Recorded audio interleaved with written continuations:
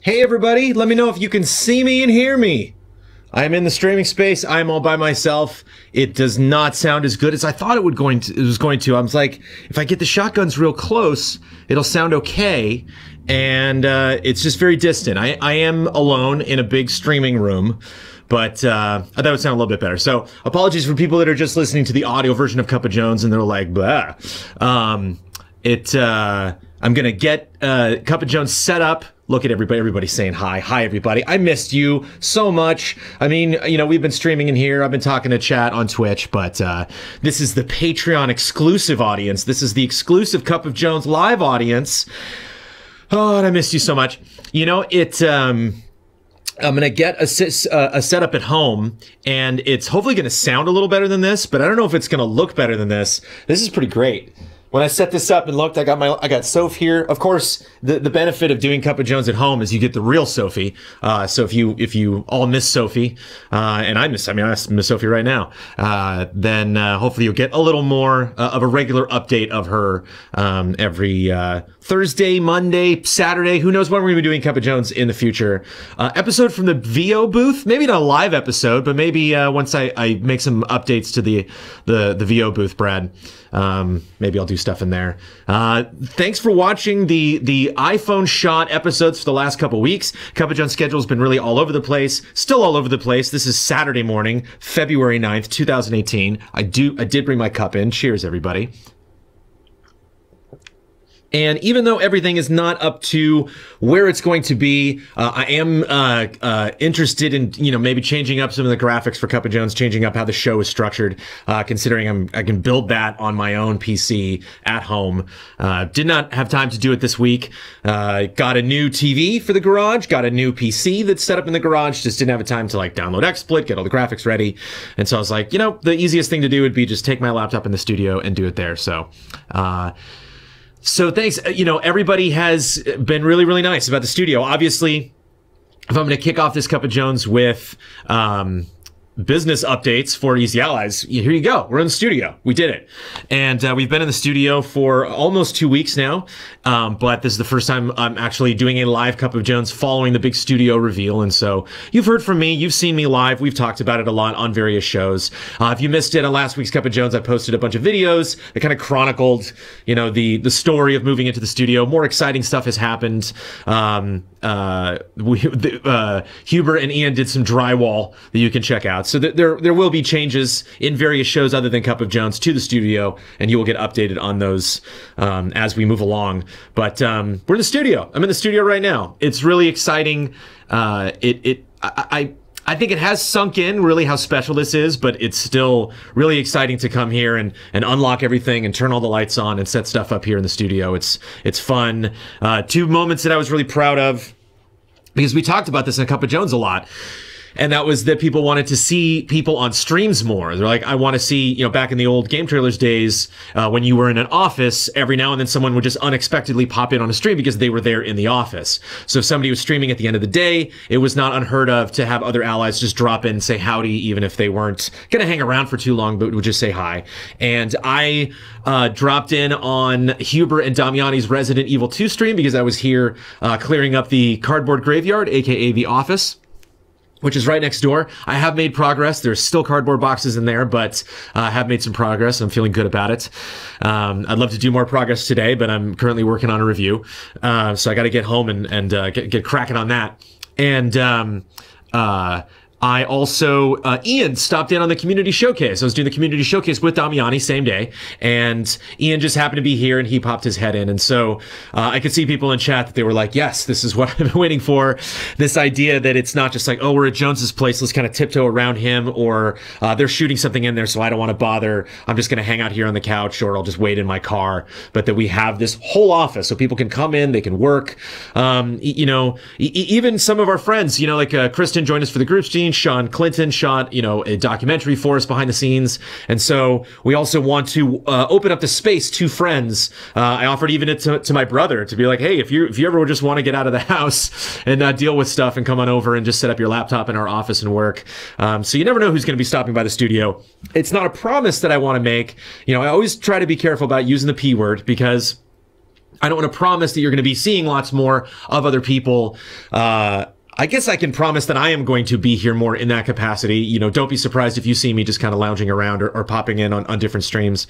But I don't know how the other allies are going to react to this space. I don't know if some of the allies are going to spend more time in the studio than they did back in my garage or less. And so it's hard for me to predict and to, crack the whip and demand their actions change to serve the greater good of Easy Allies. But to only be in here for a week or so, for a couple days, and to already see some of those things happen spontaneously, it makes me feel good.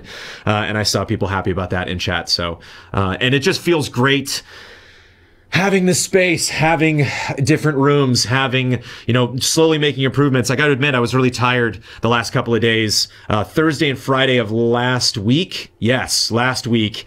I took off to get caught up on sleep and to play Resident Evil 2 because I wanted to be ready for spoiler mode, and I wanted to unlock all of the stuff with that game so I could put it away because I knew some reviews were coming up this month. And it was nice to have that time off. And then we came back next week and we were setting up a lot of shows, and I still haven't cut the Trailer Jones that we technically shot in the month of January. I still have to get that up. So I'll probably finish that sometime this weekend. But now I'm getting the energy back up again to finish the things I have to finish in the garage, pick up a couple more furniture. We have completely capped on our studio budget. We budgeted quite a bit of money for improvements to the studio. We have spent all of that money, and we have some more things: a printer, a table for the green room, a shelving unit, more shelves for the library. I don't know if you saw those 3 shelving units that we have in the library. We want to get 2 more, along with possibly like a drawer storage unit that's in there. I want to get some drawers for the green room that we can put silverware and plates in, and napkins and stuff like that. I want to get shelves for the bathroom. We can put paper towels and toilet paper, and I keep like a hairbrush here at work, clean myself up before streams. So just having easy access to stuff like that, stuff that would be nice to have, but we don't necessarily need right now. And so we're going to be making those improvements. I don't know how exciting that is to you as patrons, as investors in Easy Allies, to be like, shelves, bathroom, great. Get to the good stuff, Jones. But more improvements will be coming. We've talked a lot about audio. It's odd that this room sounds better than the studio space where we shoot the podcast and all of our other things, where talking into the microphone is very important. But we have already spent a couple grand on studio, on main stage audio improvements. That is shipping at the end of the month. We're also going to get just some more of those little foam squares we're going to try to paint the ceiling with, and lots of little tiny things that we can do in that studio space. Some of the lights are still hiccuping and turning on and off every now and then at will. So lots of fun charm to the space. You thought everything was going to be 100% professional. I think we're at about 88% capacity for professionalism. But janitor, yeah, we'll probably get a janitor for the next couple of months. We're just happy to pay rent at this point. But on one end, I would love everything to be wrapped up in a pretty little bow when we begin the studio. On the other hand, that's the whole point of Cup of Jones. It's the whole point of this Patreon. It's the whole point of, one of the points of this Patreon. But it's one of the charms, I think, of Easy Allies, of crowdfunding, of setting up the business the way that we have, that you are a part of all of this. Your continued funding, your continued support of Easy Allies will continue to go into making improvements. Obviously, a lot of the money that we get through Twitch and YouTube and Patreon goes to support us physically, in life. It goes to, help us pay rent and put food on the table. But obviously, we put a lot of money aside for things like the concert, for things like moving into the studio. And we'll have a little bit extra money in, next month in March to spend on a couple things, and then April and May, and then June, getting closer to E3, and obviously having the best damn E3 we've ever had. Very excited about that. Very excited about the future. Once again, if I don't sound like a broken record, thank you so much for helping us get here in the studio. Let's talk about specific details. We crossed 50 million views on YouTube, and we hit 200,000 subs. 200 million subs now. And those are, congratulations. Those are things that happened. 50 million views happened a couple days ago. 200,000 subs happened about a week ago. But Cup of Jones was really focused on specific studio stuff, and so didn't really get a chance. It was funny, I was going back and watching the videos and being like, did I not say anything about the 200K subs? So I think we mentioned that in other places, but I don't think I officially mentioned that on Cup of Jones. So thanks a lot. That's a really fun thing to do along with the studio launch. So gracias. And I have 3 weeks worth of questions dating back to the last live Cup of Jones, which was on January 19th. So I'm not going to waste any more time. Let's get into it. Lots of love from chat. I appreciate it, from our live YouTube chat. I have separated things not only into feedback for business and personal, I've also separated them into feedback for the studio. So I'm going to kick things off with business questions, but specifically business questions pertaining to the studio. Here we go. Wesley DeWart, what is the biggest improvement change that we as viewers can expect once everything is set up and done at the studio? So these are in chronological order. The first questions I'm going to answer are going to be from that January 19th episode before any of you saw the studio. So some of these might be repetitive, but looking back now, you know what the studio looks like. I know what the studio looks like. I think the LED lighting on the stage, I think, was the biggest thing. That was the image that I posted in Slack once we finally got we didn't have the regular lights in. We only had the LED lights, but I asked Ian to just like crank them, like make them bright red and bright white, and let's make something very Tron looking, very intense. And I think you could see some of those pictures in the last Cup of Jones where I did kind of a chronicle of the building of that day. It's the very last pictures from Go Button's day of construction, where you actually see all the lights in place, and posted that in Slack. And I was like, it's been a long day.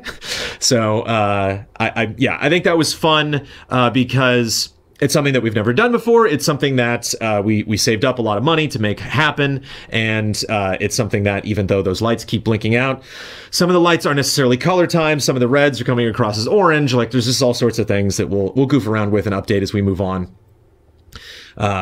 But yeah, the lights, the fancy colors. Billy Ranto. Here's a suggestion for the new studio. Some kind of big book of bets, or a folder, notebook, etc. Something you could all keep in some centralist position in the studio and write down all of your bets in. In addition, Kyle suggested recently there could be a 3-month time limit with all the future bets. So this kind of bet collection book would help to check and follow everything. Any thoughts? That's not a bad idea. I, of course, always love to do stuff like that digitally as opposed to on paper, because it's one thing if like Huber or Bloodworth is taking notes and then they just use that for one recording, but obviously that's something we're going to be referencing, and it'd be so much easier if something like that was set up on a Google Doc or something that we could all access and edit in real time. Of course, we talked a lot about the possibility of updating the website with bet functionality. Some of our wonderful members of our community have gone ahead and set up bet trackers for the podcast, or for just all of our crazy bets in general, and do a much better job of tracking and chronicling that stuff than we do. Very much appreciated. Yeah, something needs to happen with bets. Bets needs to evolve. That's definitely something that's not going to make a promise that's going to happen in 2019, but I know in 2018 a lot of people have left the comment that bets were lacking, and that bets are not lifted up to the greatness that they once were. I agree. I would like to see bets return in a lot of ways. That is Huber and or let me put it this way. In a lot of ways, I leave that to Huber and Bossman to take care of. I'm not putting that responsibility on them entirely. It's also on me to make sure that we're making the most of the fun segments that we have. And bets are really fun. I really enjoy that. Obviously, Huber's very emotional. He's trying not to bet too much. But we want to do big stuff with bets, obviously for E3 and for other big events if we can this year. And there should be better ways to track them, because we forget bets a lot. We're just trying to reinvigorate our community. We want our community to get involved. So we just try to let those bets fall by the wayside so our community can scoop them up and remind us of them months later after we have forgotten them. I will say this, though, Billy Ranto. I think if we do have that book, if we do create something like that, it shouldn't be like a big folder. It should be like a tattered, leather-bound, kind of like messed up book, maybe some water stains on it. It should be like a book a bookie has that keeps it in like the inside pocket of their checkered, sports coat. It just pulls out. Whatever book that Ben is writing in Buster Trifecta, we should have a book like that. Joe Frantic, on the last group stream, you mentioned that the new pieces of equipment you guys want down the road are in some cases a couple $100. Is there some way to possibly communicate the needs of the studio, whatever they may be, so people, thinking of myself, can buy 1 or 2 of them for you guys to help you guys out more directly? I'll happily give on Patreon. I happily give on Patreon at the $50 tier. Mwah, thank you very much. But would like to give the allies a gift for the studio that you guys need. We have gotten some gifts from the studio on the group stream. We had some people send us games because I mentioned, and apologies if this was community bait, but I mentioned that our library is not that deep. That's not out of desperation. It's kind of exciting, actually, to have a young, growing library, you know, something that we can add to, kind of in the same position that we were at Game Trailers. And keep in mind, a lot of the games that are not in the company library, they went to us. A lot of the games came, you know, so we do have a lot of those games at home. There's a lot of stuff that we can break out on disc if we need to for, you know, a special feature or for some crazy stream we want to do, or for Easy Living or something. One of the issues, Joe, I think, is it's kind of like asking a relative for a Christmas present when that Christmas present that you want is very technical and specific, and it's like a t-shirt size that could be wrong. You know, so I don't want you to get us something and then have it not work. And then it breaks and we got to return it, but we don't have the receipt, and so we got to reach out to you to return it. Or, you know, we plug it in, it doesn't quite work, and so we need to get something else, but we don't have the money to get that, and you send it to us and you're wondering, well, why isn't that set up yet? And we're like, because the equipment doesn't work. Anytime you bring in people that are directly responsible for a piece of equipment, it gets muddy. And there's a lot of things that we bought over the years in the garage, a lot of stuff that we were testing out in the studio that we just got unbeknownst to all of you set up, and we're like, no, we don't like the way that looks. You know, it's not something we spend like a ton of money on, but there is a sense of experimentation in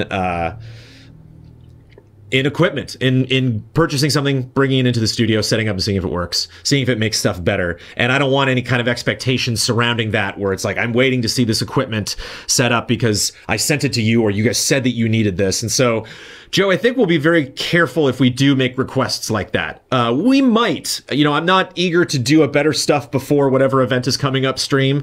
We have definitely, we are riding high on the enthusiasm and support of our community right now. I do not think immediately right now is a good time to do any kind of charity event or any kind of reaching out to our community for more money or more support. But I wouldn't be surprised if something like that happens before the end of 2019. Maybe not for equipment, but I wouldn't be surprised if we do some kind of drive here in the studio this year to help advance something of Easy Allies: YouTube numbers, equipment, Patreon income, Patreon numbers, social media reach, what have you. Cash. Will the studio have a name? Easy AHQ, Garage 2.0, Mother Base, Easy Allies Studios.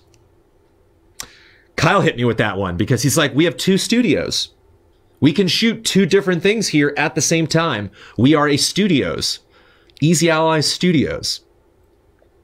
You see that grin? I know if you're listening, you can't see it, but if you're watching live or you're watching the VOD, you can see the grin right here. This is the boy that at, you know, a very young age went to Universal Studios, which granted is much bigger than Easy Allies Studios, but would go to Universal Studios, would go on the Backlot tour. You know, there's Battlestar Galactica, there's the original Battlestar Galactica, there's Back to the Future. I'm in Hill Valley right now. There's the Lion Estates Lions, there's the Clock Tower, you know, there's Jaws. Like, seeing all of these things and being like, wow, studio. Imagine that these people work in a place where they can produce any entertainment they want anytime they want. And here we are. You know, again, it seems like I'm blowing something up bigger than it is, but I'm just doing that personally because this is so insane. The idea, you know, when I come to the studio, I drive down a street and I can see the building that the studio is in, because we aren't on a corner, we are in an intersection, and hence all of the traffic noise you might hear, especially in this room, because that's the wall right there. We didn't do a lot of treatment on this side, but I can see it from a distance, and it just puts, you know, a stupid grin on my face every single time, because I'm like, here we go. I'm going into that place where we do fun work. It's really exciting to know Ian is in the studio or someone is here late night, and to drive toward the studio at night and see that light on in the window and know, like, that's Ian. He's in the control room. He's working on something. So Easy Ally Studios. There you go. M Legend, Smooth Gradient, aka Smooth Gradient. Are you not bringing the green screen curtain to the studio? So if you followed my episodes from the past couple weeks, you'll see me do like a spinning shot looking around the garage in its current state. The garage does not look like that now, by the way. The garage is full of stuff because it's all of my stuff that was in the attic and the house and my car and other places that was my stuff that I removed from the garage to make, you know, room for all of the Easy Ally stuff. So now the Easy Ally stuff is gone. I have no more excuses for Amanda that like, oh, that stuff's got to stay in the garage. Like all of that's going back into the garage space. But it's fun because it means I can set up, you know, my old toys from being a kid, from when I was a kid, Lego sets, and I can finally build that BB-8 and set that up. And so it'll be fun. It'll hopefully turn into like Pee-wee's Playhouse. I'm really excited to decorate that. But we are eventually going to get a green screen in the studio. I think where that stands right now is when we talked to Matt Scarpino at Go Button Productions when they were setting stuff up, he recommended kind of like a sliding rack. So if like you were opening a garage or an elevator and like you had like a little clank something that you would expand like an accordion, he's like, that's my favorite. You get a big wall like that so you can collapse it, and then when you want to shoot something green screen, you pull that out. Or possibly having a green screen that's rolled up. So pretend I'm on the studio stage over there. This is the desk right here. We pull the desk forward, you know, giving people a little more space back there, and then pull this curtain down in front of the trusses, in front of the LED lights and back. We just don't have that built yet. We do have that green screen. If we wanted to be really quick and dirty about it, we could just get 2 stands, you know, put a bar between those 2 stands, drape that green curtain around that, then use that if we wanted to shoot more Busted Trifecta or a Huber Syndrome or something like that in the future, or a Opinion Yell. We just haven't needed to shoot any of those yet, so we're putting that off. That was something that we talked about when we were moving into the space, and then, you know, slowly, you know, Ian and I and everybody else checking off the boxes and going through absolutely everything that we need to, and didn't get to that point where that was a necessity. So if we need to do it, we have a quick and dirty fix for using a green screen. But if we manage to kick that can down the road a little bit and we don't get to that in like April or May, maybe we'll have a little money put aside that we can buy a brand new green screen, set that up professionally or as professionally as we can in the main stage, and then shoot that stuff in there, because I think all the best cameras are in there. It would be able to get multiple angles and stuff like that. Owen, is Ian the MVP of the studio move? No question. I did a lot of work. I you know, lost a lot of sleep and put a lot of blood, sweat, and tears into the studio, but it was easy stuff like cutting boxes and building shelves and stuff and going to Home Depot and buying things. Ian really had to figure out a lot of new stuff. He had to figure out color, changing the LED cameras, a whole new software for lights, and how to run cables back and forth. He's still figuring this stuff out, but I keep checking in with him constantly. He came in here the other day before we went live with something, and he just lied down on this couch and put his head back and was just like going through his phone. And I came in, I'm like, how are you doing, man? And I'm like, and he's like, I'm loving this. He's like, I'm loving solving these issues. I'm loving, Amanda's watching Cup of Jones. Hi, hon. She's texting me. She knows I'm going to see that. That's just Amanda bait. You know, she just wants the love. But see, that's the thing. So she misses it. She wants to say hi. I'm so nice to give Ian so much credit. Well, he deserves it. He's working really hard. I don't know why she said in the comments. But see, this is the difference, because if I was at home, which I will hopefully be next week, she would just walk in, hi everybody, you know, and would just completely take over Cup of Jones.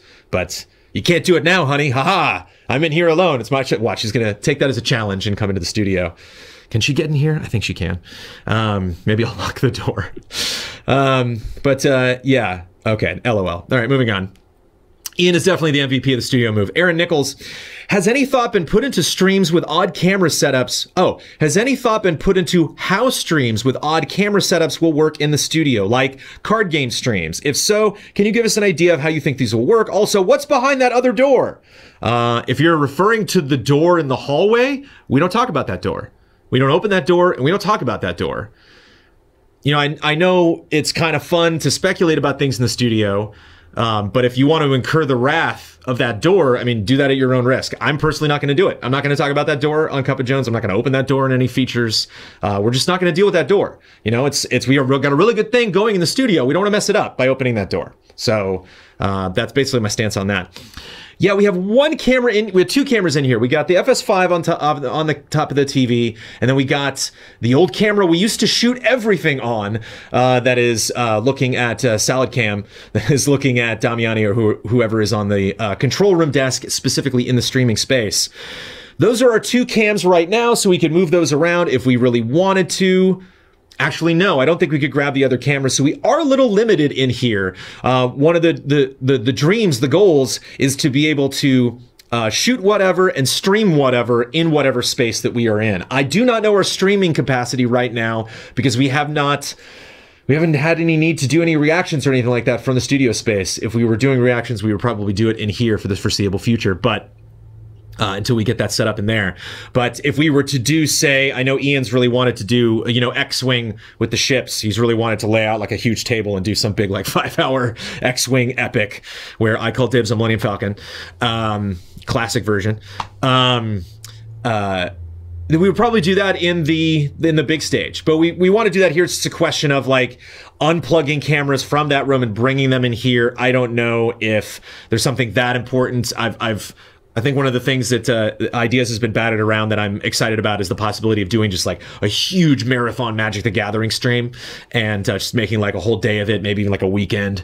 Maybe even doing that for charity, I think would be fun. But we would probably bring some other cameras in for that. But one of the joys that we're kind of, the glow that we're basking in right now is the idea that we don't have to move these cameras around a lot. And that feels just wonderful because there was a lot of adjustment that had to happen in the garage space. And now everything is pretty much locked in. And so I think if we were going to invest in that, we might want to get a couple more cameras, maybe, you know, not fantastic cameras, just good enough, just something maybe slightly above a webcam, something I might invest in for Cup of Jones next week or eventually in the future. And then just having those either in the library or in the office space or just somewhere in here on a tripod, ready to be plugged in, ready to go.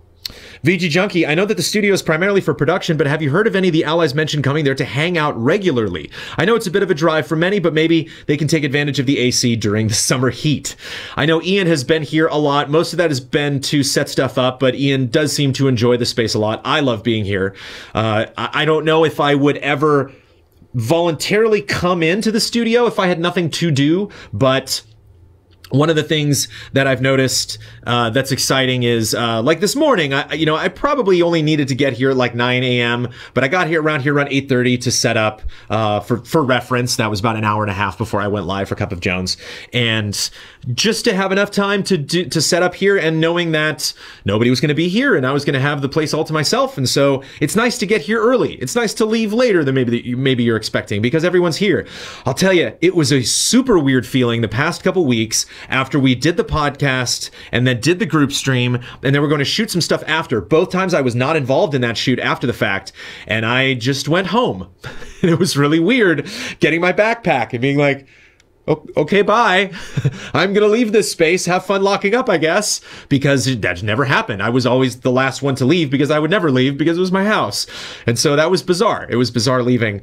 And so, yeah, I like hanging around here. Again, probably don't expect that. Damiani's the kind of person who likes to show up very early, even back in the, in ye old garage days, way in the long ago. Damiani would show up several hours early for reactions or for the group stream, and so he liked to just have the time to set up and be very comfortable before we went live that everything was working. And so I wouldn't be surprised if he shows up early. People like Brad and Kyle and Ben live very far away, and so I would not expect them. They try to look to maximize production days whenever they can. I remember one of the last times I was going to do a Trailer Jones on Saturday, and I'm like, you want to drive down for Trailer Jones, Kyle? He's like, no. Like, okay, fair enough. So if we were doing Trailer Jones and Friend Code and a stream after that, then Kyle would be like, yeah, I'll show up for that because we're going to get a lot of things done in a short amount of time. But Blood's not too far away. Ian and myself are the closest, which is partly why we'll have a question coming up. Where it's like, why was it mostly the two of you building stuff? Because we were just nearby, and obviously, from a producer standpoint, I've had a lot of experience setting up the streaming stage and buying equipment for that. And obviously Ian has had the most experience in the lights and the cameras and setting up all the equipment. And so we both just kind of took on the mantle of setting that up, but we'll get to that more later. Yeah, it is nice. The AC, I'll tell you, as long as you brought up the AC, nobody else brought that up, VG Junkie. Oh man, it's so good. What we got to get used to doing, let us know if it's an issue, but we forgot to turn it off before some of the shoots. I know I was in there in the streaming stage, and it's a little alarming. It's a new sensation to be on the streaming stage and have the AC on, which we should really turn it off before we start shooting, so you know you don't hear that stuff in the background. But it's weird being on the streaming stage and then be cold. Be also, whew, like a cold breeze just came in through the studio. It's very refreshing. Dominic Barlow, what will you put up in the office room to enforce library-level quietness? Maybe a poster of the James Wan movie Dead Silence. I feel like Huber would respond well to that. James Wan has made so many movies. I have seen Dead Silence. That's the one with the puppets, right? I have seen Dead Silence. I don't know. It's interesting. I'm always fascinated whenever I see somebody's room and there's nothing on the walls. Like, how can you do that? But at the same time, I've heard from a lot of people that actually enforces productivity. They're like, if nothing is on the wall, then nothing distracts me. I don't get the vibe that I'm in a dorm room. Like, I'm at work, you know? Like, if you're in a library, you know, some libraries have, like, fancy art, murals everywhere, but, like, some libraries, like, just books. They're very boring. They're very vanilla. And so it would be interesting. I don't know. We have all of the art before. I'm tempted maybe to put that art up, meaning the Easy Allies art, the fighting game menu, the cross stitch somebody made of our logo. You know, I want to put that up potentially in the green room. I'm kind of interested in making the aesthetic of the green room like the old garage. We got the old couch in there. We got the old desk in there. I want to put up all the old art that was in there. So when you walk in the green room, you kind of get the cozy vibe. And whenever you will see stuff that we will shoot in the green room, it's like, oh yeah, the garage. Because it's, you know, you're not going to see a lot of fancy tech in that room. We got the TV set up with the Super Nintendo Classic. So I think I'll put the art up in there. And then I think some of the amazing lithographs that we got. Let's lithographs, right? What's the reflective?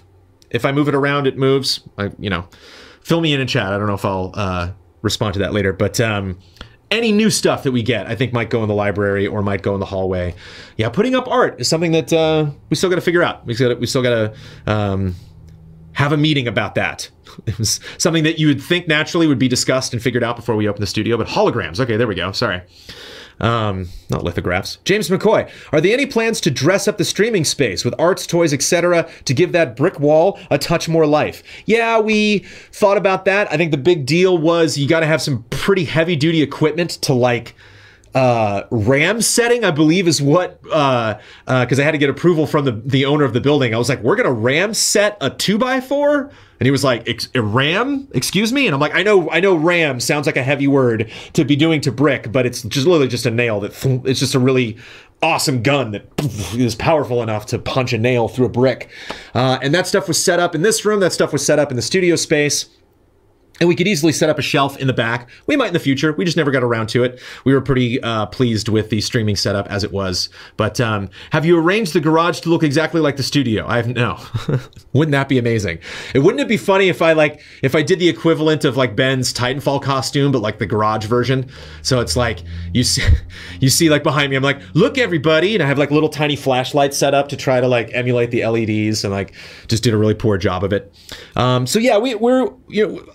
I wouldn't be surprised if you saw tiny little, you know, stuffed animals and posters and, you know, possibly little monitors or other decorations not only pop up behind us in the streaming space, but also in the main studio space. We are so happy with how everything turned out. We are using the facilities as we had originally planned. But of course, as time goes on, we're gonna goof around with it and add some things here and there, test some stuff, put stuff up that's not necessarily permanent. And then if you're like, no, I don't like that in the background, then we won't keep it. Jesse Nye, do you guys plan on putting anything in the background of the podcast set? So the main stage. I've been watching the recent tabletop that was filmed in the studio, and I think it looks a little sterile. I know you've said you wanted the streaming space to look cozy, which it definitely is, and you've done a great job with it. Thank you. Excuse me, but I think the podcast set should look cozy too. Adding some decorations in the background would really give it some personality. You're not wrong. I don't think we necessarily want to make any impulsive, bold choices on the studio space yet. But we have ideas. One of the ideas we had before we built that space, which was to have 2 televisions on monitor stands that you could wheel around, and then have those behind us and maybe have actual text on them that's like time for bets and corrections, kind of equivalent of what we used to do on GT Time, where we had that main TV in the background. we just weren't 100% sure we were going to have the time to make that look good. And we were worried that if we had the LED lights and the trusses and the new desk and the new lighting and just new, like there's so much to absorb with the studio that having these 2 giant monitors in there might be too much. You know, you might be like, oh, okay, what's going on? You got monitors here. I got, you know, just like so much busy stuff going on in the background, but they might look super cool. It was also nice to save money on not buying those. That would have been, you know, probably about $1,500 for the, you know, 2 big TVs that way, and getting the stands. And we had never used stands, and we weren't sure. We were shopping around and couldn't really find anything where you could like raise the monitor on the stand. We weren't sure if we're going to have enough space in the studio to actually have those like off to the side. We didn't know if the camera was going to pick that up. There's just a lot of questions. We're like, hey, why don't we make this easy on ourselves and just not do it, and then worry about it later? You know, we looked at the streaming stage once it was, or the studio stage once it was built, and was like, that looks great. We'll stick with that for now. Damiani really wants to bring in a lot of his Nintendo memorabilia into friend code. And so he's looking at stands that he can wheel in that will have something on it that he can place in a specific spot. So when he has a close-up shot on him, that he'll have like Samus over here and Mario over here. So yeah, we're going to experiment with those. And, you know, again, if it takes a couple weeks, if it's like 4 weeks from now and we haven't done it, doesn't mean we don't want to do it. It just means we're focusing on other things, other improvements to the studio, or saving money, you know, because we've spent a lot of money in the last couple months, you know, before we make something like that happen. And even if you see us add something, doesn't mean that it's permanent. One idea that I also had that might be interesting to goof around with is projection. So to have 2 projectors on the top of the, on that truss, which you actually can't see, which the camera's looking through, that's directly above the camera. And then have those, you know, like the separation between those 2 LED lines that are in the back of the studio space, have the projector set up so that it's projecting something just in that space. So imagine in the wide, if you look in the background, it actually says Easy Allies in the back there. Not like boldly, you know, we don't want to add too much, but just kind of a subtle something. It would also maybe be fun to project something like that onto the desk itself. So have it be in front of the desk, pointed up. So when we do the wide shot and you see the front of the desk, there's like something animated there, or, you know, our logo there. We had that possibility of doing some kind of permanent etching into the desk. We were asked that by GoButton, like, do you want us to do anything? You want to put your logo in there, or your faces, or what, you know, like Mount Rushmore of Easy Allies? Like, what do you want to do? And it was just like, I was so nervous, like, that we would have some idea, like, over Christmas break, because that's when we, like, put the final, you know, stamp on the stuff that we were going to do in the studio, and then get it in the space and be like, oh, God, that looks terrible. And then we don't have time or money to replace the desk. And so we really wanted to have... I know it seems like the studio is bland. Parts of it are bland. You might disagree, but, like, for those that think that way, you're not wrong, but instead of, I don't see a bland studio, I see a blank canvas. And that's kind of what we wanted to start with, so that if we choose to invest in something later, or take any of your wonderful suggestions or critiques on the studio space, we can slowly update that, slowly add to it. And then, even though obviously that studio space is a big step up for Easy Allies, if we are to make those changes down the road, you know, in year 4, year 5, year 6, it's like, wow, look back at year 3 when they got the studio space. You know, they hadn't added all this other fun stuff, all this functionality to there. So, how many, okay, lots of questions. I hope the TV monitor idea is sooner rather than later for something that shows the Easy Allies logo. Got it. Isn't it better to have projectors on the closer trusses and keystone the image? Maybe. I'm sure Ian will have much better ideas about that than I do. Joe Dudit. How many allies can sit behind the desk? Streams like E3 might get cramped. As you can see, we have fit 5 cozily back there. I have not been on a stream with 5 people yet, so I don't know how cozy that is. I can't speak from experience. And we have 5 stools, but we can also buy more stools and put those, because if we have to go super wide, you'll see the truss on the top, which I know everybody hates that top truss. People can sit on the edges of the desk, leaning in. I'm just nervous about their knees scuffing up the desk. But so I think 7 is like the max we could possibly do. We don't have the stools for it right now, but so if we had to do something right this minute, 5. Luca Martini, this is a great step for EZA. The light option is really interesting. Light meaning the gray in the background, the lighter look of EZA. The light option is really interesting and the space is professional but cozy, but it's really missing something, in my opinion, some branding. We just kind of covered this. Have you thought to put the Easy Allies somewhere on the wall, or EZA, or some logo? If someone is not paying attention or really watching the full video, it'll be hard to identify the Allies as a successful group or company. Yes. Like I said, monitors or a projection is probably going to be the easiest way to do that, something that we can change. And if we throw on there and everyone's like, no, that looks bad, be like, okay, turn those monitors off, solved. Jason Wallstrom, right above the designated studio restroom, could you put up, and I think I saw Wallstrom in chat saying, I don't know if he's going to answer this question because it's very silly. I live for silly questions on Cup of Jones.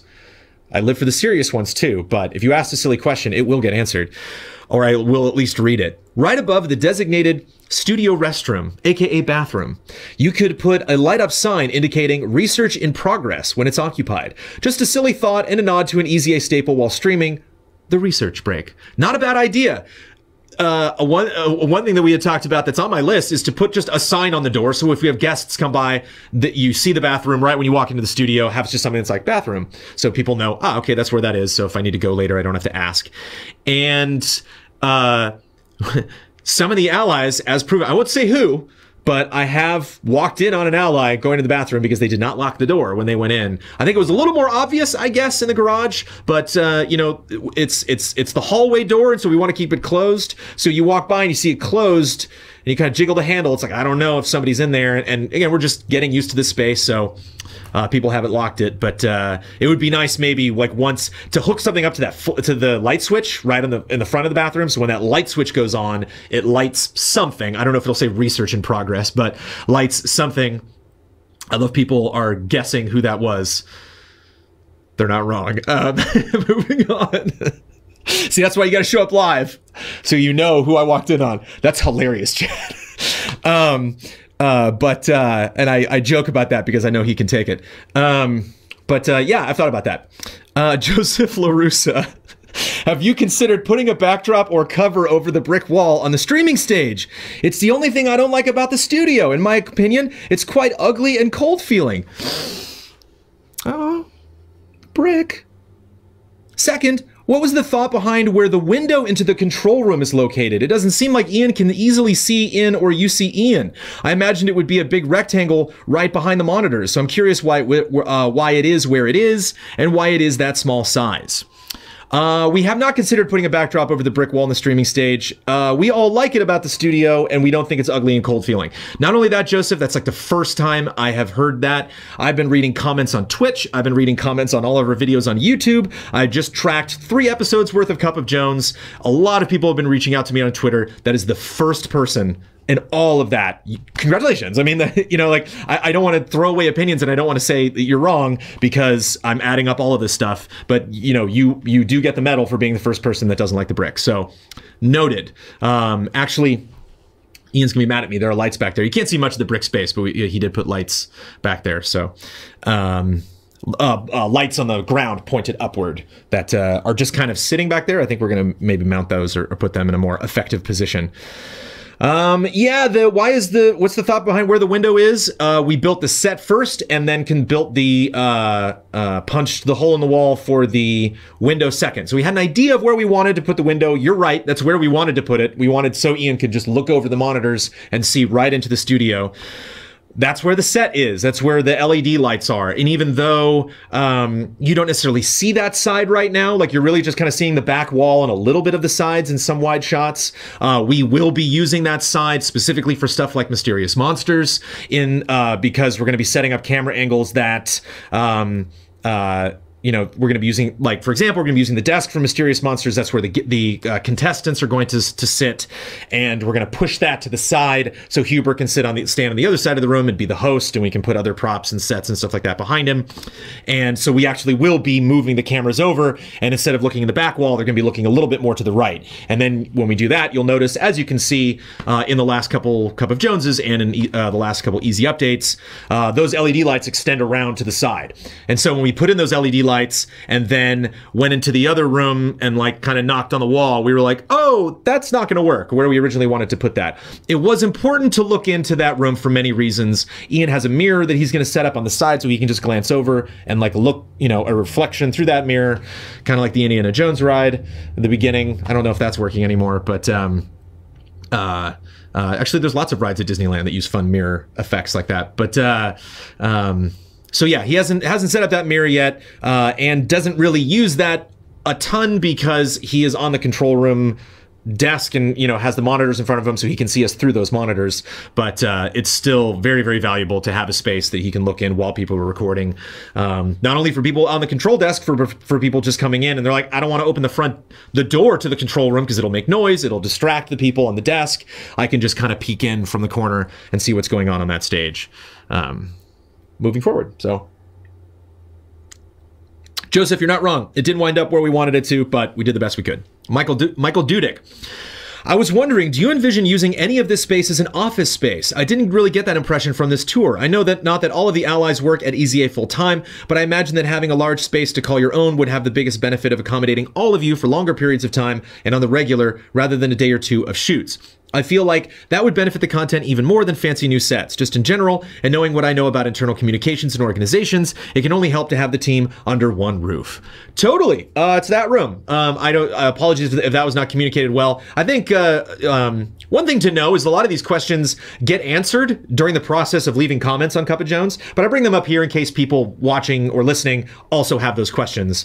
Yeah, room number 5 is going to be our office. I jokingly refer to it as the cardboard graveyard because it was the one room we weren't directly using or storing stuff in, and so it was just like, let's just put all the trash in there and then we'll clean up. I've made a lot of strides. I actually should have taken a picture and given you video evidence of the improvements.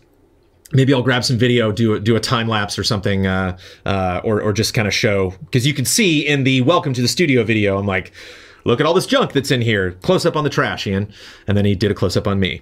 But yeah, that we already have 2 desks in there. Our printer's going to go in there. We'll have paper and business, you know, not business cards, but the cards that we use for the podcast, we write bets on, like all of any kind of office paper clips, all that stuff will be in that room. That is going to be the quiet space. We had, as you can, we had a question earlier talking about how we're going to make that space quiet. Maybe put dead silence posters up on the wall. But yeah, that is going to be the most quiet space because that is, you know, shares a wall with this room. If you maybe listen closely to the Resident Evil 2 stream that Damiani and Huber did the other day, you can hear me banging around in there because I was chopping up the boxes and cleaning up the trash. But I think I'm an expert at chopping boxes now. I think I've chopped up enough cardboard boxes in the history of Easy Allies that I think I am a black belt in chopping boxes now. So I'm really happy about that. Still doing Easy Living this year or Studio Slumber Party instead? I think we'll have Studio Slumber Parties regardless. I think even though it's really exciting to be in the studio, I think we'll still do Easy Living because it's as exciting, if not more exciting, to go to the beach.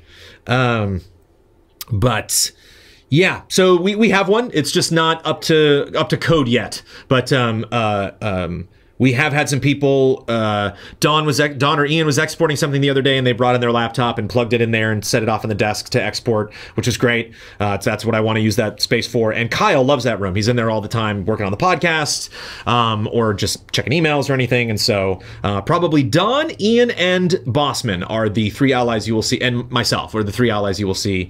It's also kind of fun to eat in there because it's right next to the streaming space. And so I think even though it would make sense to put the food in the green room whenever we get food here, considering it's right next door. For the last couple group streams, I've just put the food in there because it's like you just walk around the corner instead of like having to walk all the way down to the end of the hallway because we don't want to keep people out of the group streams for too long.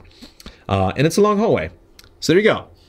Dwayne L., you mentioned that if you do not get this place, you put in an offer at another place. Anything you can tell us about that other place? Like, did it have bigger or smaller rooms, have less or more rooms, stuff like that? I'm gonna take too long to answer this question, Dwayne, because I did talk about this space. This was not concurrent with the current offer that we made. This was a while ago. This was a couple months ago, back in like October, I think. The first offer we put in was on an actual studio, was on a recording studio that had 3 rooms. I think it had 2 rooms that were recording. No, 4 rooms. Like 3 main like rooms with doors, and then a hallway. I actually didn't go visit the space. Ian was the only person that visited it, and he just took a lot of pictures and got video, and we talked about it a lot. And I was familiar with where it is, it also would have been in a great location with a lot of fun restaurants nearby. There's an In-N-Out near it, and so it was like, that was, you know, a big deal. But if I could choose to be in that space or this space, I would definitely be in this space. But the one thing that was exciting about it was a recording studio, meaning the control room was already ready to go. There was a room that had a desk with recording equipment that would record albums, musicians. And so that already had a window set up, and Ian would have his own room to look in on this big studio space. And both of those rooms, so it was the control room and then 2 studio spaces like we wanted, and then a hallway with kind of an entrance area for like a secretary and a couple shelves. So we would have less space than we have here, but the big advantage was all of those 2 big rooms that music was recorded in were heavily soundproofed and sound treated. So our stuff would have probably sounded a little bit better. But considering that over the next couple months we will make steps to make stuff sound better, it's probably a win-win all around. But if you want more details, I don't think I posted pictures of that space, but if you want a little bit more details, you can go back to previous Cup of Joneses. Couldn't tell you which ones they're in. Sorry. A lot of listening to do. Chris Brabs, can I make one very small suggestion for the streaming stage? Yes, you can, Chris. Make the curtains a little thinner. Maybe even get rid of the middle curtain altogether. It's such a great idea to have video game environments out of the window, but as it looks right now, it's very hard to see what's actually displayed on those screens. You're right. What I want to do is like this. I want to like that. So I want to get a little piece of fabric and just loop it around, and then tuck that into the side, nail it into the side of the wood there, so that the curtains are not only showing as much of the monitors as possible to make that more of a fun effect, but it would also just look neat, you know, having a little extra little accent there, possibly in a different color. I was gonna make them black potentially, but we actually have a comment coming up about the red and black. Does not like it, much like the brick. There's someone out there not a fan. But you're totally right, Chris. It's on the list, so points. Icon Master, why is it called a green room? This again was answered on the comments for Cup of Jones, but it's a very valid question, Icon Master. It's one of those things that we grow up, you know, near Hollywood, and we've been in production for so many years. We like forget that's a term that like a lot of people probably don't know. But a green room is typically if you watch like the Tonight Show or you know, the Daily Show, or even like Oprah or Ellen. I know Oprah doesn't have her show anymore, but like if you watch any show where there are guests, the place that the guest was hanging out in is called a green room. If you ever heard dressing rooms before, those are more for like a reoccurring cast. So when for a Broadway show, those are called dressing rooms, because it's not just like, oh, a random person coming in. I've never been in this room. Okay, cool. You know, some chips or a banana and some water. Thanks. Okay, then I did my thing. All right, I'm out. Dressing rooms are more for, these are dancers or singers or actors that are going to be using this space for weeks and weeks and weeks and weeks. So they're really setting up their own space and really making it home. Like, this is my makeup counter. Don't use this. That's a dressing room. Green room is, hello, stranger, come in, have some water, have a seat, play some Super Nintendo Classic, you know, have some Oreos, and then, okay, we're ready for you on the stage, and then they come in. So a cozy guest space where one can put on makeup, put on change their costume or change their clothes, you know, maybe like, you know, straighten out their hair or get fed or something, or just wait, you know, just kind of sit on the couch on their phone. That is where that term came from. It's just one of those things that I make assumptions. People are like, what? Green room, what's that? Babak Karimian. Babak Karimian. Are there any plans to add the Easy Allies logo to the main stage? We've answered this. I'm thinking monitors behind the Allies are in front of the desk, similar to the setup at GT Live, or even Kind of Funny Games. Kind of Funny Games. I wonder if that was a typo or a correction. Even your E3 streams have the Easy Allies logo on top. Any plans for this in the new stage? My second suggestion is regarding the streaming room. So we've answered that. Moving on. While I know you guys just bought the sofas, I do think the area still seems way too cramped. I thought it was a little strange that even with the larger room and brand new furniture, that some of the Allies still have to sit in folding chairs. Any plans to remedy this? Sure. We like these couches. All sorts of places we could put these couches if we get different couches. I want to get a couch for the control room behind Ian. So when you see the camera angle and Ian's looking into the camera and you can see all the stuff behind him, I want a couch back there. So if like Sophia's in the studio or like Kristen's in the studio and they're chilling and, you know, they'd rather be somewhere where people are rather than the green room or the office, they can just hang out and like, hey, in the background. Or just to make that shot look a little cozier and you know, never hurts to put more objects in that room to absorb the sound. We have our old, you know, ratty, probably should throw it out in a year or two couch. That was the original Easy A couch that has sat outside for so many days and nights. That is currently in the green room space. One of these cozy babies could easily sit in there. Both of these could. We could have room for both of them. I wanted to go shorter instead of longer for the couches. We were a little surprised, actually, when we set these up. It was like, ooh, these are a little smaller. Like, 3 people sitting on these couches is a little tight. And so, one possibility of what we can do, I don't know if you have shopped at IKEA before, but IKEA is very modular with a lot of their couches. I think there is a single seat, a double seat, and a triple seat version of this couch, specifically the Landskrona. So we might get a triple Landskrona for the back. We might also get a triple Landskrona for the front. I don't know. We wanted to make sure that there was enough room. One of the big things that I wanted to do is make sure people could do this. So make sure people could walk into the back couch from here, into the back couch from the other side, and also behind the monitors from both sides. And I think we pulled it off. And now that we're in here, maybe, you know, in the months ahead, probably not right away because got to get a printer, got to get other things, got to put the logo on the main stage, but it's on the list, possibly investing in different types of couches. And if they do work in this space, moving these couches to other rooms, because, you know, never hurts to have more couches, more places to take a nap. And if they don't work, then, oh well, we can use that couch that doesn't necessarily fit into this space somewhere else in the office. But there are plans to remedy that, yeah. And not only remedy that, but we are currently using the fold-up chairs for the side, which again is not perfect.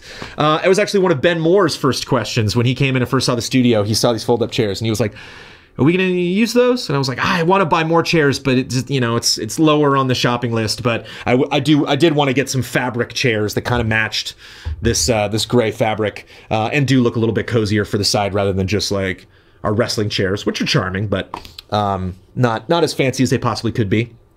So yeah, that's on the list as well. I gotta hand it off to you, patrons. It's really nice to like have ideas and be like, oh yeah, that's something we should do. Okay, I'll put that on the list. And then, you know, one member of our lovely community pops up and is like, are you gonna do this? And it's like, yeah, we are. I wish you could see it. I wish you could just hold up my phone and be like, it's on the list, I swear. David Schluckbeer. Future improvement suggestion. Replace the black curtain valances in the streaming set. You can't see them right now, but he's talking about the top of these curtains back here. They are just ugly.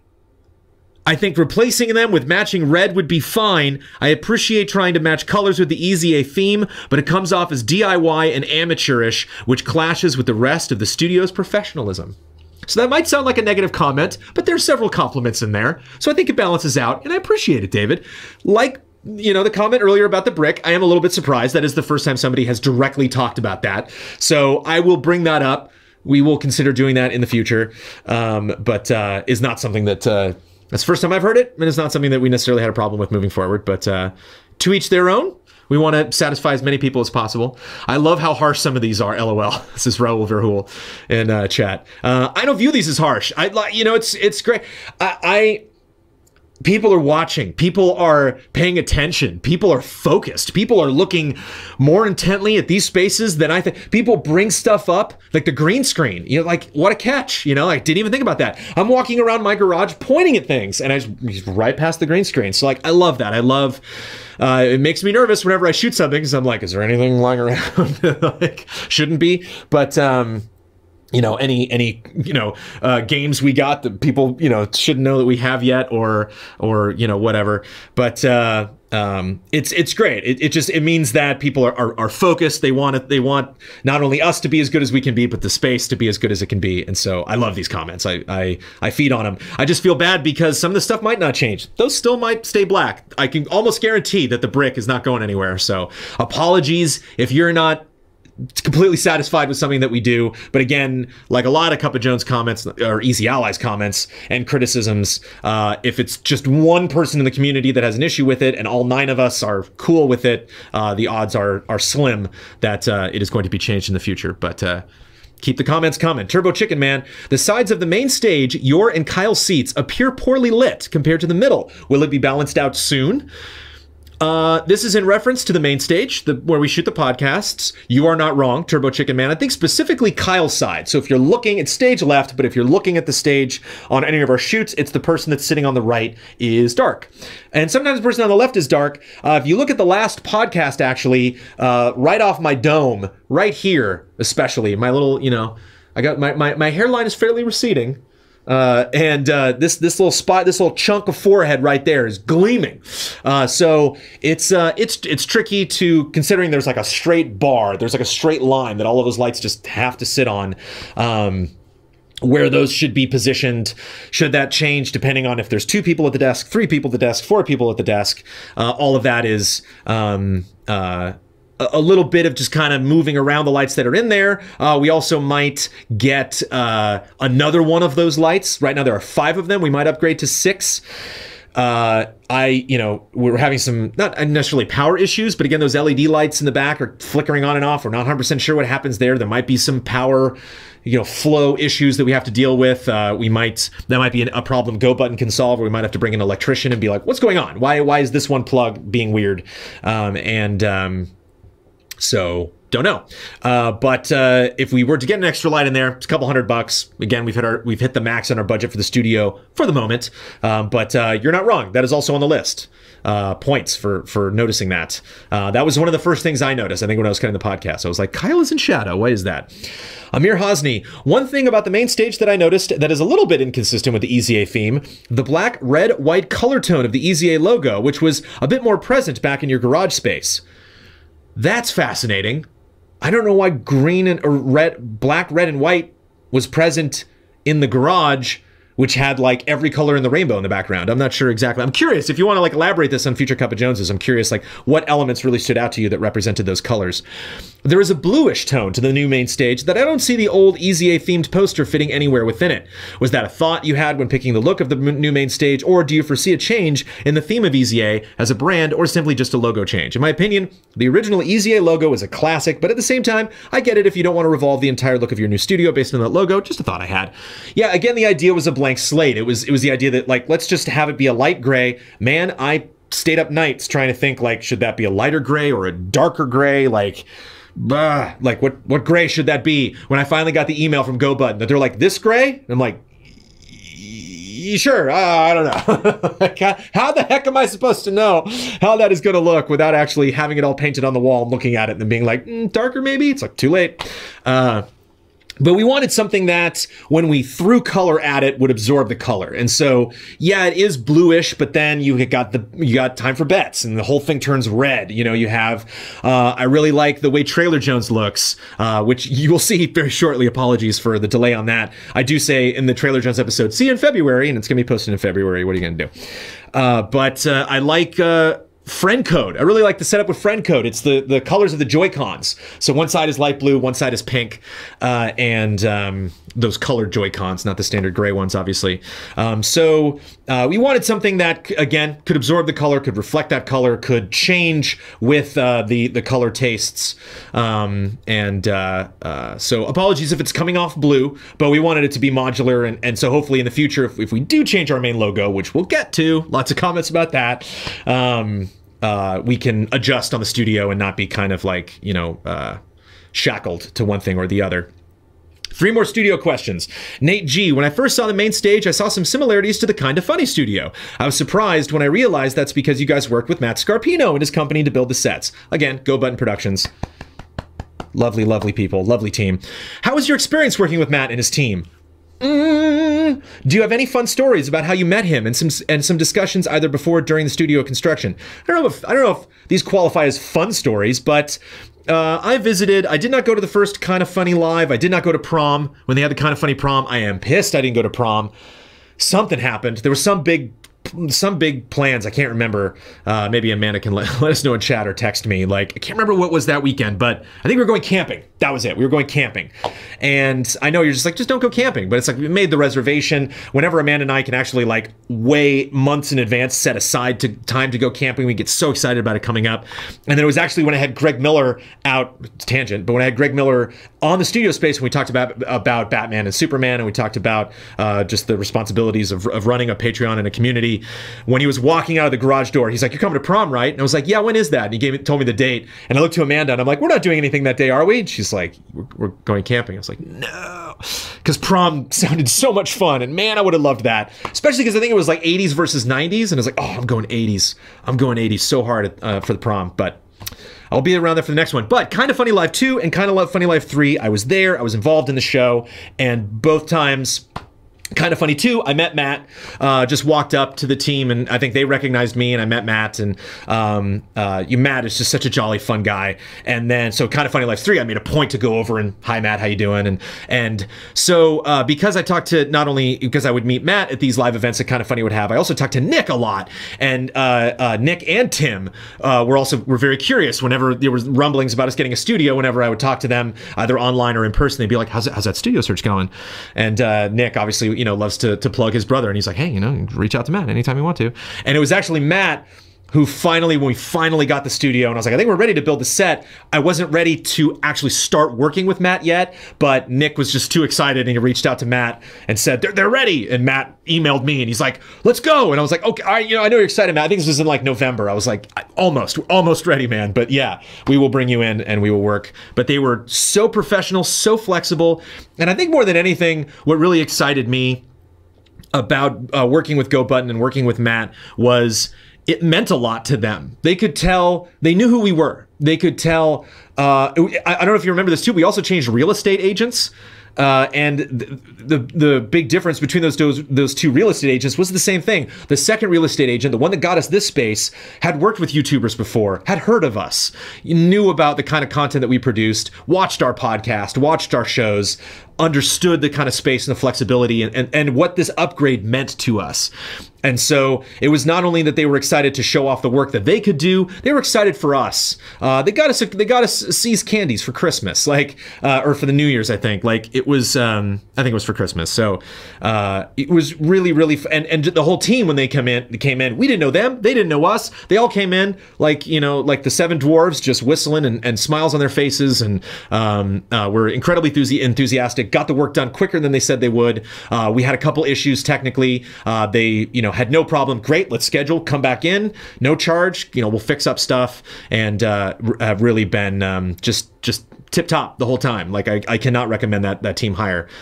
They're not cheap, but they are worth every penny. Hell's Foxes just wanted to ask about the camera positioning in the new streaming space. Here we go. Obviously placing it adjacent rather than over the TV. It is over the TV. It is right there. The TV is right there. The monitor is right there. Chat is right there. I have chat over here because it's the way I like to do Cup of Jones, but that's where everything is. XSplit, chat, the actual chat monitor we do for group streams, camera. The way I see it, there are definitely pros and cons to both ways. It looks more pleasant in the new way when positioned alongside another screen showing gameplay, but it is not alongside the other screen again and is over the TV. But it also has the effect of feeling a little more distant from the center of focus, a bit less in the middle of things, like the allies have to split attention to bring us in. Just curious about your feelings here. Any plans to change the camera position for less game-heavy shows like Hall of Greats, etc.? Sure, we'll definitely change it up. Maybe not for the next Hall of Greats. Not making promises for the next time we do Hall of Greats or another trial or some fun stuff like that. But we do want to improve it. It's in a nice snug space right now because it's, I think just everything, I really like having that tiny TV attached to the bigger TV. So I'm pretty cozy with the way things are now.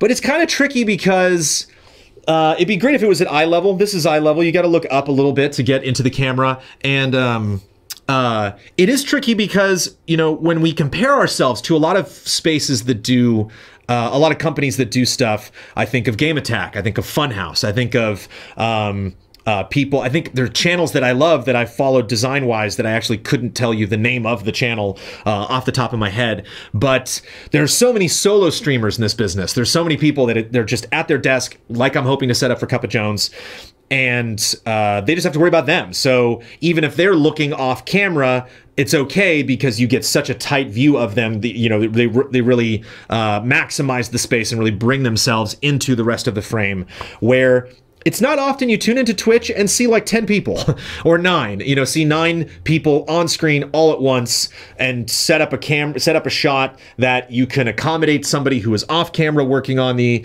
stream itself. You can accommodate the perspective of them looking at the game itself and chat and the camera. So there's a lot of potential places to look, possibly people off camera. So it's tricky. It's tricky to balance perspective, not only in a space to lock something down, but obviously as our different streams evolve to set up something that can be modular. But those are my feelings. I'm pretty cozy with the way things are now, but again, keep the suggestions coming. Maybe because we kind of look over here a lot, because Damiani or whoever's on the control room space is over there, maybe we want to move chat to the left side and move the camera over there, so that we're all kind of focused here, unless we're looking at chat specifically. And finally, Stan, with the very last studio question, a good one though. How come the other allies didn't come to help? So like I said, we live very close, so we did get feedback. None of that obviously was on camera, but like there were some of the allies like Bloodworth and Damiani who did come in here, who did check up on progress and did have a lot of ideas. Damiani with how this room was set up, Bloodworth with how the library was set up. But a lot of that didn't necessarily need to be done in person. Again, Ian and I could probably both walk to this studio if we had to. It would take a little bit, but we could do it. I'm curious to ride my bike here and see what that's like. And so, like I said, with that combined with the experiences that Ian and I have previously had, because I lived in the garage and Ian had the most opinions and the most expertise and the most inspiration really to make executive decisions and go out and buy stuff, it just really made sense for him to be the one leading the charge with, here's what I want to do. What do you think, Jones? Me saying, yeah, go do that. I'll help you set it up. Him buying it, shipping it to my house. Me getting the equipment, bringing it in. Him setting it up. Me helping him with that. You know, there's just a great cycle that not only was put into practice in moving into the studio space, but just kind of already existed with improvements that we had naturally made. I mean, you can see it back in the day with Ian and Jones's Easy Update episodes when we made improvements to the studio. It was just the two of us. And so it's just kind of born from how we made improvements to the garage ahead of time.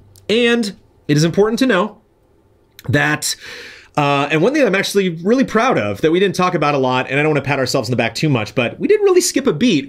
I tried to prep a lot of you on like a dark period that like we're going to be going away for a bit because I had no idea. Like, is this stuff going to die? Is the power going to go out in the new space? I don't know. Like, does, you know, is the last week of every month no power week? Like, you know, we were moving into a new space. I didn't want to make any promises because this was not a space we had occupied yet. And so I really thought we were going to have a 1 week, possibly 2 week, like just desperate dark period. And that, for content creators, especially crowdfunded content creators, is death. That's like a fully black screen on television. Like, you know, I remember doing like live coverage during E3, and anytime the camera went, anytime like a trailer went to full black, the producers were like, "What's happening? What's happening?" You know, like they get scared. Anytime the radio goes to full silence, it's bad. It's bad. And so anytime there was, you know, possibly no output from Easy Allies, I was terrified of that. And we had a little bit of crossover. We had the Rage preview that I did with Hubert that posted after we moved into the studio. So you got a little bit of bleeding of old content produced in the studio, in the garage space, you know, appearing on our channel after we made the move into the studio. But now we are 150% studio produced stuff.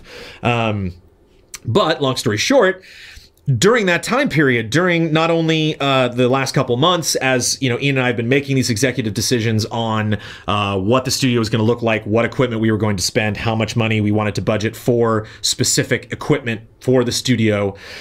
all the other allies were reviewing stuff. All the other allies were working on GOTYs. Were planning. Kyle did a lot of work on the GOTYs this year, and Damiani as well. Conceptually figuring out the new graphics that we did. That again we will get to because that is more of a business thing than specifically a studio thing. And working on streaming, from home while all of this stuff was going on. Huber streamed Resident Evil while Huber was on our channel streaming Resident Evil. Ian and I were in here working on stuff, and so while it might seem weird not to see them involved in the specific stuff that you shot, that stuff was cobbled together over weeks and weeks of the process of moving into this space, where all that time people like Brad and Ben and Huber and Damiani and Bloodworth were streaming and reviewing games and focusing on the actual ongoing business of Easy Allies. And so those were all balls we had to juggle. Those were all jobs that we had to do to make sure that the whole process, the transition of moving into the studio, was as smooth as possible. And so I think it balanced out. And Ian and I are just obsessed. It was so much fun to be close to this space, to know we had access. When they delivered these couches, fun story, when they delivered these couches, I was in bed. I got when you ring the buzzer for the front door, I get a call on my phone, and I can answer the phone and be like, "Hello, Easy Allies," and I got a call from the front door. I look at my phone, it says Easy at front door, and I was like, "Oh no!" And I answered it. It was like, "Hi," and they're like, "Yeah, we're here with the couches," and I was like, "Yeah, I'm just running an errand. I'll be there in 8 minutes," because I'm 8 minutes away from the studio. And I, without showering, hopped out of bed, threw on my shoes, ran to the car, drove over here, and then walked down to the front, was like, "Hi, did I miss anything?" And then helped him in and set up the couches that day. But that was fun. But it could only have been done because I am so close. So there we go. There are your studio questions specifically. This is true Tokyo Slim. I was not wearing pants. They were not offended. We got in the couches without a hitch. Thank you to IKEA for delivering the wonderful couches. Feedback for business. We are on page 5 out of 21, by the way. So buckle up, everybody. This is going to be a long cup of Jones. How we doing on time? We've been online for more than an hour. Here we go. I am kind of rattling on about the studio, so hopefully these business questions can go a little bit quicker. All right. Charles Quill. Hall of Greats is probably my favorite thing you guys do. While they were all spectacular, last year we only got 3 Hall of Greats. With the upcoming Hall of Greats being so early in the year, is there any possibility that a 5th Hall of Greats could be squeezed into 2019 to make up for the one that we lost? Never say never. Probably not. I don't consider that a makeup because it is not a goal. It is not a reward or a goal on Patreon. It's just a thing we do for fun. So those things we do for fun, I'm not so stressed about not doing one or getting feeling the need to correct one of them being lost or making up for it. So apologies, but moving on. Kyle Armstrong, I was just wondering if you or the other allies, there's also the distance between Hall of Greats, I think, increases the specialness of it. I do hear that a lot of people are like, Hall of Greats, without a doubt, my favorite thing that you guys do. If we did Hall of Greats like every month, I think it would be a little less special. When it's, even amongst the allies, when we hear like, what's next week? Oh, Hall of Greats. Oh, I got to think of what game I'm bringing. It's a big deal when there's distance between them. Kyle Armstrong, I was just wondering if you or the other allies have ideas for Patreon goals beyond 58K. 60K is obviously a big deal, so I was just curious how much you've thought about it. A lot. We had a lot of ideas at our January meeting. Some stuff you will be hearing about over the next couple of months. Some stuff we're not ready for. I don't want to. I think I'm just gonna. They'll say yes. How much you've thought about it? A lot. I don't want to give you specifics because we're only 2 weeks in the studio, so there's only so many big announcements or big teases I can do in the span of a couple weeks. Wu-Tang Clam. Love that name. I enjoy the deliberations a lot. The GOTY deliberations. I know that you wanted to give us a raw and unfiltered look, but for me at least it was a bit too raw. A small overlay that tells us what the current category plus games for that category would improve the viewing experience. Do you agree, or do you think that this would be too much effort? It's not too much effort. It was too much effort. Ian cut those. I could have maybe asked Ian to do those. I was so tired when we eventually did that because of all of the work that we've been doing for the studio. Blah, blah, blah, excuses. You're right. I think at least the categories, maybe not the games themselves, because you kind of discover those as we talk about them. So I don't want to spoil that stuff right when we announce that we're moving on to a different category, but providing timestamps for the different categories and having a lower third on the screen that says, here's what category we're currently discussing, I think would be nice. I would like to add that next year. No promises, but good idea. Straw Hat Ninja. I know you talked about when you get in the studio that you want to build a physical Hall of Greats, which I think is a great idea. Is there anything else you plan on doing with the Hall of Greats games? I know at the beginning Kyle mentioned that streaming these games, but I thought maybe you could do a video about each of the games explaining why each got into the Hall of Greats. It could be something short like 5 minutes each, but I realize it's a lot of work to make videos for an ever-growing list. I just thought it would be a cool new thing for the Allies 10 years from now, looking back at the Hall of Greats and seeing a quick video about why it made it. Yeah! I think those would be fun. I think it would be fun. I like the idea of streaming the games. I like the idea of returning to those things later. One idea that was batted around that I think got voted down, but you never know if it comes back up again, is the idea of doing like top 10 Hall of Greats games. I think Hall of Greats needs to have a couple more years in it before we go back and look at a vast library. So it's not just like we had to cut 2/3 of them and then boom, there's a list. But maybe even a Patreon exclusive show around the Hall of Greats. Maybe that's what those streams are. All of those are possibilities. All of those would be fun. All of those, I think, are stuff that the Allies want to do. But again, no promises. Mr. Mags, at one point last week, you said the phrase, "There are no easy answers for this." It's funny to me that every time someone says the word easy, I think of it as E-Z, the letters, in my head. This being said, I think it would be cool/funny if there was a show or a rebranding of the Q&A called Easy Answers. Just a suggestion, as I'm always down for more puns. I love puns too. I'll keep that under advisement. Daniel Garza Andrade. How do you get the game soundtracks? Do publishers send you a copy along with the review copy? Do you or the other allies buy it or download it or use YouTube? We do not use YouTube. No. Don't be doing that. Don't use YouTube to get music. Unless you just want to listen to it and it's provided by the publisher itself. But to actually acquire the music, Bloodworth's on top of that. Bloodworth loves to get music for stuff. So if music is available, he's probably bought it sometimes. I actually reached out to Rockstar specifically for this. I was like, any chance you guys can give me music ahead of time, because it would make the review process a lot easier. It's very tricky because a lot of time the people that are handling licensing for the music are completely different, not only departments, but sometimes companies. And so a lot of times that's tricky.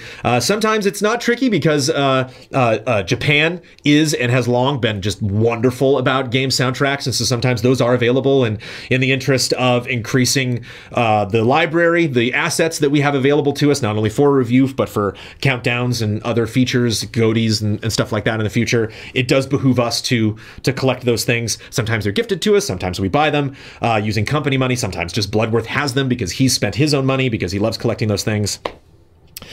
Sometimes we'll get like a collector's edition that'll have soundtrack in it.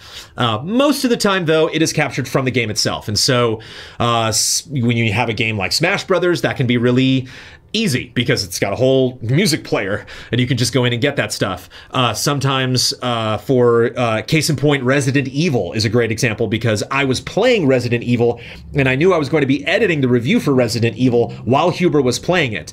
And so I made a point to jump into Slack and tell Huber, capture music. I'm like, anytime you start a chase, so the Birkin boss fight, no spoilers there, you fight Birkin. You fight monsters in Resident Evil 2.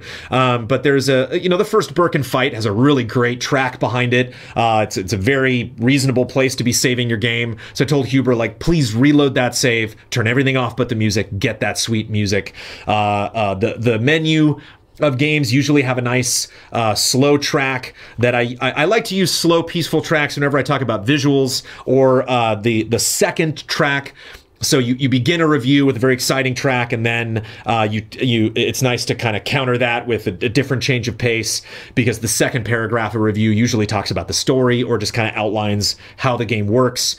And so it's nice to have something a little more mellow. And then when you talk about combat or you talk about the cool systems in the game. Then you could have music that kind of picks up the pace a little bit. Ending credits are also perfect for music. Usually that's a big montage. I think God of War, I almost cut exclusively just from the ending credits, which just went on and on and on. So if you have a review, usually those end up being, you know, anywhere between 8 to 12 minutes long, depending on how the ending credits are. Sometimes those are longer than that. So you know, just with the ending credits of a game, you'll have as much music as you need. But I usually like to have 5 to 7 pieces of music per review. That's my sweet spot. Sometimes I have a lot less. Sometimes a game is bad and a game that's not great will not have great music. And so I feel bad because I'm like, man, I really want to cut an entertaining video here, but I can't because it's got bad music. But maybe that's appropriate. Anthony Russo, someone asked a question about doing the community showcase with the lottery ball that you used for the 2019 prediction stream. An idea to make, so basically you take all the questions, you chop them up into little pieces of paper, you reach into that piece of paper, open it up, and then you read off that number, or you read off the question, and then so it doesn't matter the order that people posted questions. You know, so if you saw the post and you posted right away, or you see it a couple days later in post, you have an equal chance, regardless of when you post, where you post, to be included in that. This has come up because on the Q&A, it sucks that people are at that level, but because they might just not be on top of it, you know, like some of the other allies are, obsessively almost. Or just, you know, life happens and they don't get the chance to post stuff, then that's potentially unfair to them. And so it's something that we would like to fix in the future. An idea to make that practically work every month would be to cut out numbers 1 to 100 or however many questions you typically get and simply read the question that corresponds to the number. For example, 2 is the second question on the Patreon post. An interesting, yeah, all of those processes of doing kind of like a lottery for question gathering just adds more work. Maybe that's something in the future that we can, a workload we can add to it. I think it is a problem that does need to be solved, and I will take that under advisement. Let me put that on takeaways, actually. Do numbers in a Q&A lottery. I don't know if you can see this wobbling. I actually brought a music stand in because this couch, I don't know if you can tell, is also elevated. If I want, I can just kind of, I mean, my feet do touch the floor, but it's raised a little bit from where it usually is. And so if I was going to use the table, it would be way down there. So I was thinking like, oh, what should I do? Oh, I have a music stand. And I think I'll actually leave it here. Maybe we'll use it again in the future. Let me scroll all the way back up to find out where we left off.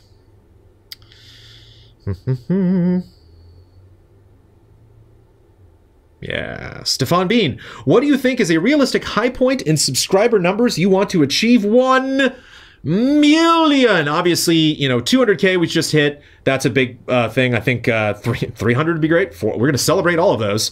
500 is obviously a big number. But from experience, I think you hit that mill, and I think things change. I think there's sponsors out there, I think there's publishers out there that is their qualifier. That once you hit a mill, you're now in some kind of elite group.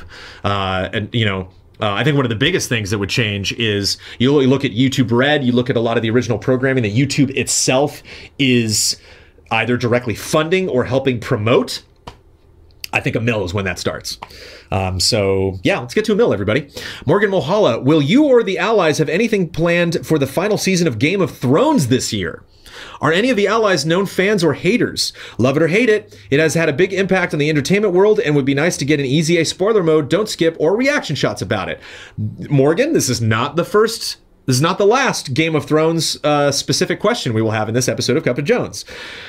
Game of Thrones, Cup of Jones. Game of Jones, Cup of Thrones. I love Game of Thrones. I currently love Game of Thrones, the TV show, more than the books. Scandal. I think the books are better. I think the show is now better because the show's going to end. Suck it, Germ. You know, it's like, I don't know what to tell you. Like, yeah, I think the characters are you know, are more well written in the books. I'm more absorbed into that story as it currently was, but now I don't really care so much about the books anymore because the show's actually finishing. The show's actually going somewhere at a regular pace. Yeah, they've taken a little more time with this last season than they have other seasons, but it's like when one series just kind of stops and is like, I don't know, I'll finish it whenever I feel like it. And the other series is like, no, we're going to keep making these because people like them. It's like, yeah, I'm kind of more into that one, you know, currently. You know, maybe like after we find out that, you know, what happens to all of the characters, avoiding spoilers as much as I can.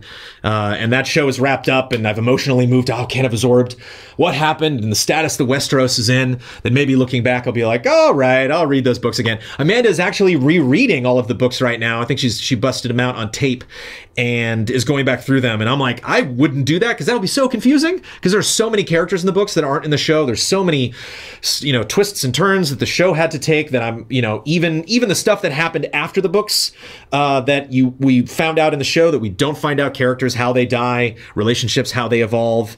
I'm not, well, I wouldn't be surprised if the books are like, no, that's not how that was an HBO decision. We wanted the story to go in this direction. That would just mess with my brain, because even just watching the show, I'm still confused. So I might revisit that stuff. And to get to the specific question at hand, I wouldn't be surprised. I think at least we should do a season-ending spoiler mode. Doing a spoiler mode a week is a little much. I don't know if we'll add those, but I think it would be extremely prudent to gather together and to talk about that. I think all of the allies are in one way or another into Game of Thrones. I think other than myself, as someone who has read all of those books and watched, you know, the entire show, you know, been there every single day that a new episode came out, and am just at the edge of my seat waiting for the new one. Boy, lots of stuff. Game of Thrones, Star Wars, Marvel. Big year for conclusions. I'm very excited about that. But other than me, Michael Damiani is a big Game of Thrones fan and has a lot of theories about Game of Thrones. And so it'd be very fun to at least sit down with Damiani and talk about all that stuff. Daniel Fuchs, I was wondering about the importance of game reviews for EZA in perspective of a new studio. Speaking for me personally, I have to say that a discussion about a game on Frametrap or any other EZA show has much more value for me than watching a 7+ minute review of the game. That's mainly due to the fact that reviews in general do not really form my overall opinion of a game, but I'm generally interested about the different views and perspectives of the allies. I do very much enjoy the quality and effort that goes into every review you produce, and I know that many people like reviews and want reviews of the latest game. But with EZA moving into a real studio now, I was wondering if the time of the allies is not better spent in exploring other avenues of discussing games that usually use the studio space. I'd like to see one or more allies sit together for a few minutes and go over the game they reviewed and talk about the good and also bad things. I'm probably in the minority here, but I wanted to share my opinion. You're not in the minority at all. We talked about how some people say Cup of Jones is their favorite thing. We talked just a couple minutes ago about how Hall of Greats is some people's favorite Easy Allies thing. I hear from a lot of people, in person a lot of people that reach out to me, that bump into me in, you know, just in the world, either at events or me just like walking around getting coffee or something, that, oh, hey, Jones, yeah, Easy Allies, Frametrap is my favorite. Frametrap is the best. Like, that is the one podcast I never miss. I love, because that's my favorite type of gaming discourse. And I think no matter what, we want to be here for both of those things. Ben Moore is obviously into Frametrap. It's his podcast. He works very hard on it. He was very passionate about it. That podcast was his idea. He made it happen. I don't think Ben would be happy if we got rid of reviews. I think Ben still really likes to do reviews as well. I think there is a balance to having that embargo opinion, having that review opinion, and then expanding on it in Frametrap. So I think there is kind of a yin and yang to both of those things. The initial impressions, or even not a yin and yang, kind of like the review is kind of the 50-yard line. It represents the transition between speculation leading up to the launch and then impressions for the days, weeks, and years after a game comes out to go back and talk about it. But do we want to add opportunities for us to come in and talk about that stuff? Sure. You know, like I said, don't skips, other opportunities, spoiler modes and stuff. So yeah, I think the studio is a good place to do that. I would be eager to expand on those offerings, but I don't think at the cost of doing less reviews. If anything, I want to do more. Reviews work out really well for search engine optimization.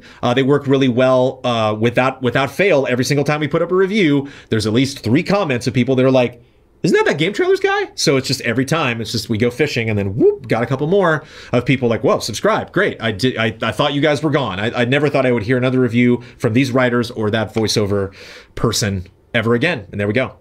Alexander Zirianov, I have 2 questions about Ace Combat 7 review. Why was a game with a VR component reviewed by Damiani who can't play VR?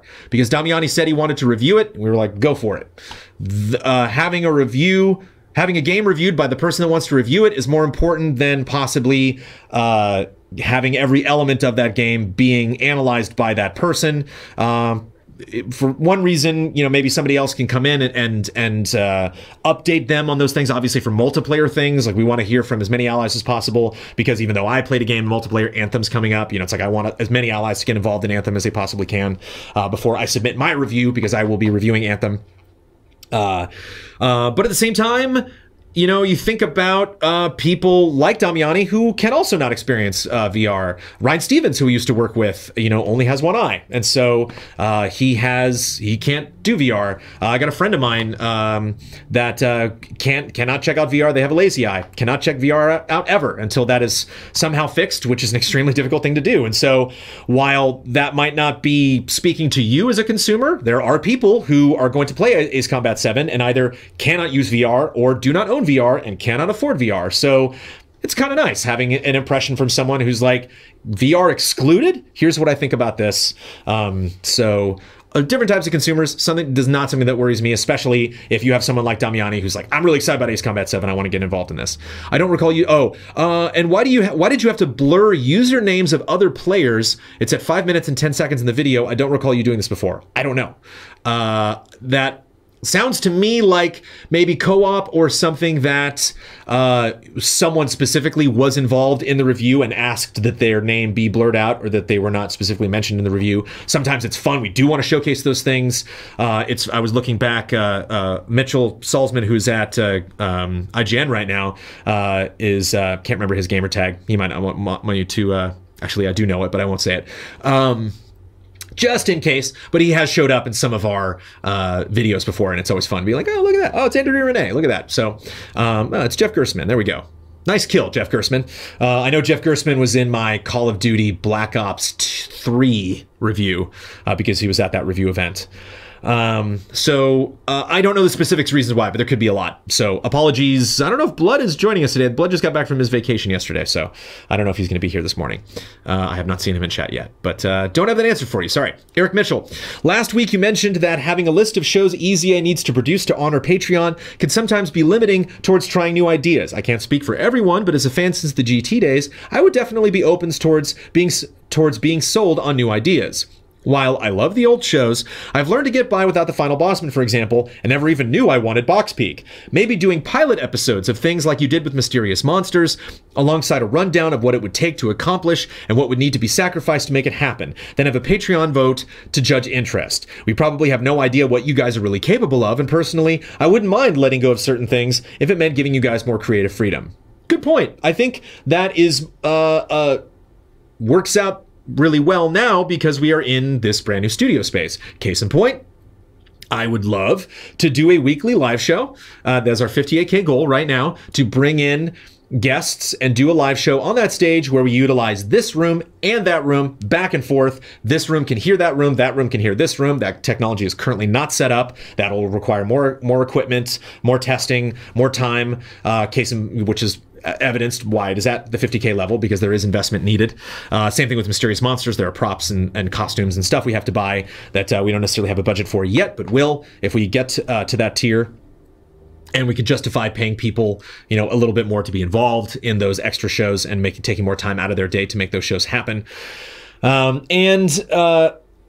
think it behooves us, as we go on this journey to 58K, to try to shoot one of those. When we do get that technology set up, if, say, half a year or even a full year goes by and we have not hit that 58K goal yet, then let's shoot one of those. Let's give it a shot and see what it looks like, and show off either to I was going to say maybe just exclusively for patrons, but maybe do it in the way that we did Mysterious Monsters, where you can see the pitch everyone can see the pitch, whether you're a patron or not. But if you want kind of a more behind the scenes thing on how we did it and what ideas that we have, obviously you can get more feedback from moi on Cup of Jones, but to do a Patreon exclusive extended version of it where you get a little bit more details behind it. I think that worked out for Mysterious Monsters. I think we've got a lot of enthusiasm surrounding the show. Obviously we're at, according to Bloodworth, record Patreon numbers right now. And so we're having growth. We're going up. So I think that's worked out.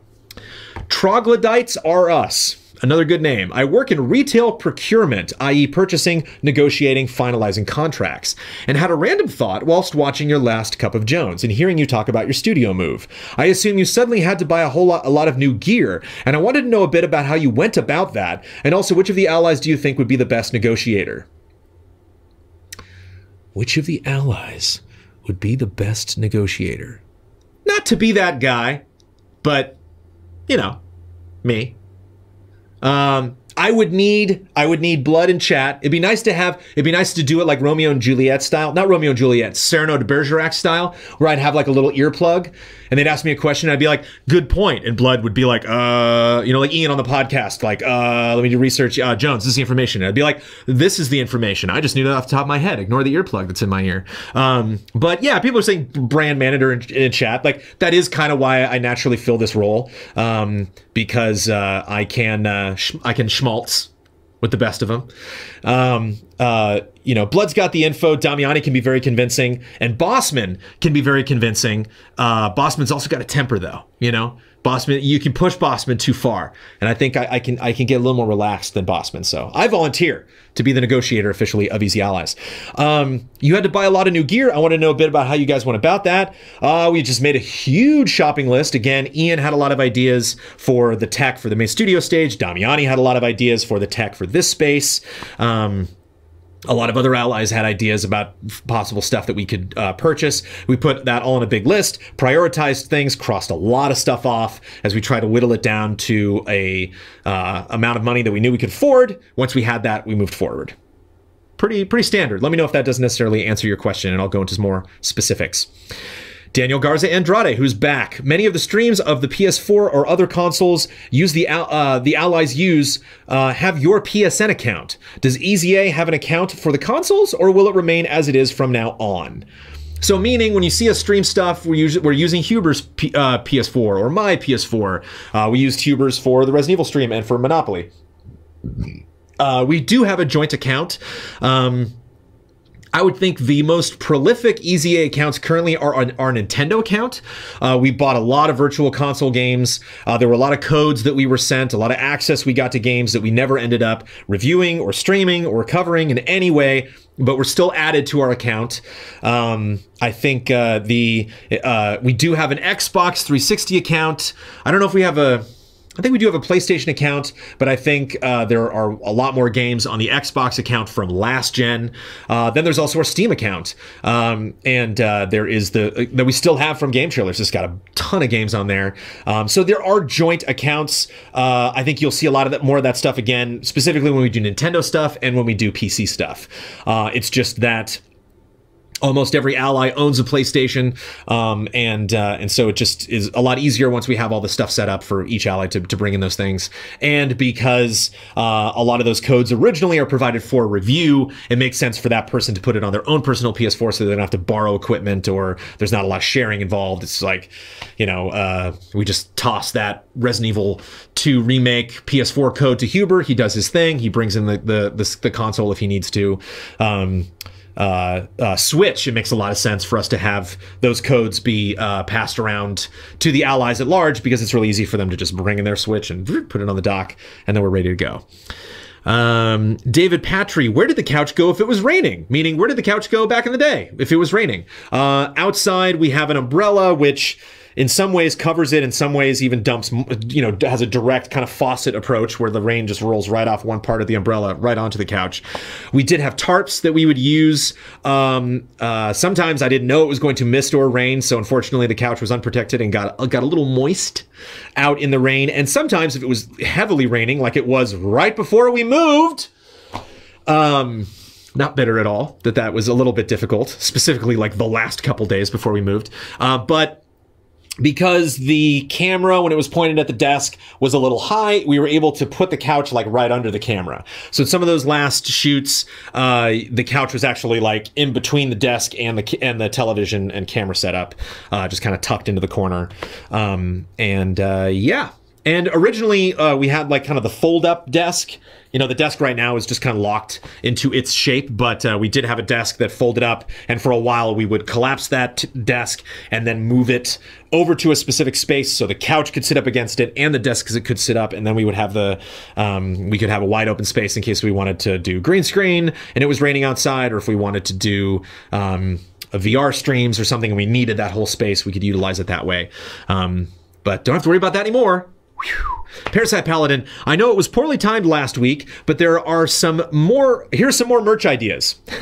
In addition to last week's research break and chat, Jolly, shout out, Hatake, Bonds, I missed that meme. Bonds, I was not there for that. Band and or good vibes, it's banned. I know it won't happen anytime soon, but I just wanted to tell you that and put it out there before I forgot. Peace. Thank you for the merch suggestions. Merch is a thing that needs to improve. I want it to happen. I will not work on that today. It's just kind of always where we seem to be with merch. I think if there's like an embarrassed list, if there's a list of something I think about and go, oh man, that sucks. Merch is on there. Might be at the top of that list of like, we should have better merch, but not something we're good at, not something we have a lot of experience in. Easy thing to put on a back burner. Sadiq Baksh. There was a short-lived series on game trailers called Game Trailers of Thrones, which only had less than 10 episodes and featured you and Amanda along with other guests as you guys discussed both the show and the books of the Song of Ice and Fire universe. This was personally one of my favorite shows, and I would love to see something similar for the very final season if you plan to watch it before the final books come out, if they ever do. We'll see. Shout out to Jeremy Hoffman, to Miguel Lopez, and to Ryan Stevens. When Game of Thrones first came out, season 1, we were at Game Trailers, and Miguel Lopez and Ryan Stevens were like, and Jeremy Hoffman had all read the books by that point. I think they were some of the only, I think Patrick Morales might have read them as well. They were some of the only people at Game Trailers that had read all of the books. I had not. I didn't start reading or finish reading the books until the in-between months of season 1 and season 2. Season 1, I was a newbie. Season 2, I had already read them all. And so I just like completely caught up in that interim. But it was interesting, you know, talking to Miguel and having him be like, dude, Game of Thrones, it's gonna be sweet. And I was like, really? Is it good? And he was like, you gotta read those books. You have no idea. That series is really in depth, really complex. And it was fun that there were things that would happen in season 1 that I would come back to work and be talking with Hoffman. And he was like, man, I had a party last night and we were just freaking out because if you're thinking about season 1, you're all caught up on Game of Thrones and you're like, I don't have time to rewatch all that stuff. Just rewatch season 1. Just go back to season 1. It's a trip. There's a lot of stuff going on there because they were in this unique position. It's one thing if you have a show like Lost or something where like, you know, J.J. Abrams is like, trust me, I got this all figured out. And then when it's done, you're like, maybe he did. I don't know.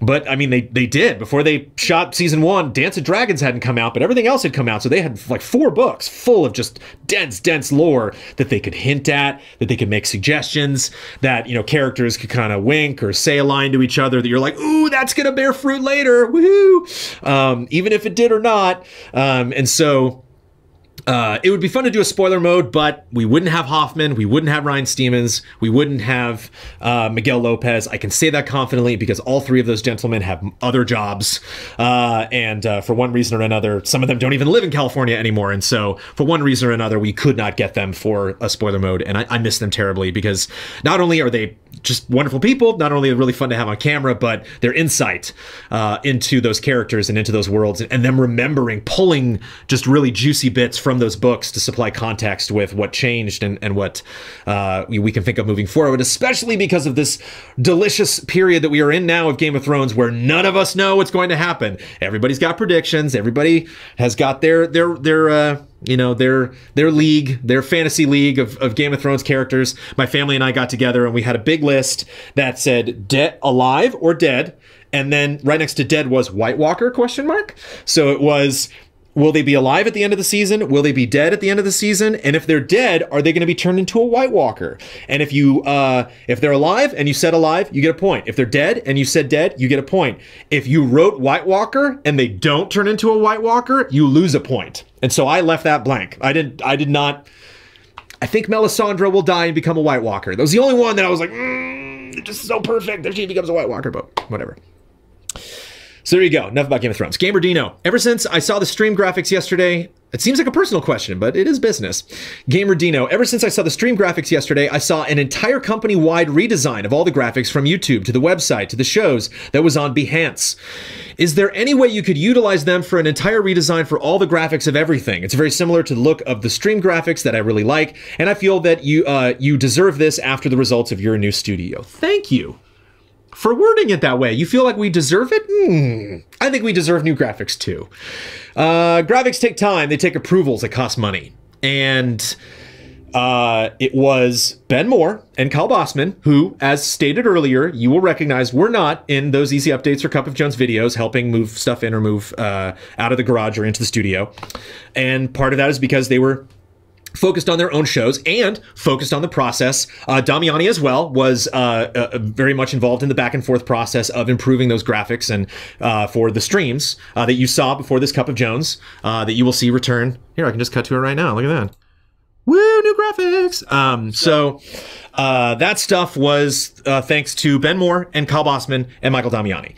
That stuff was not something that I came down and I was like, new graphics, bring it.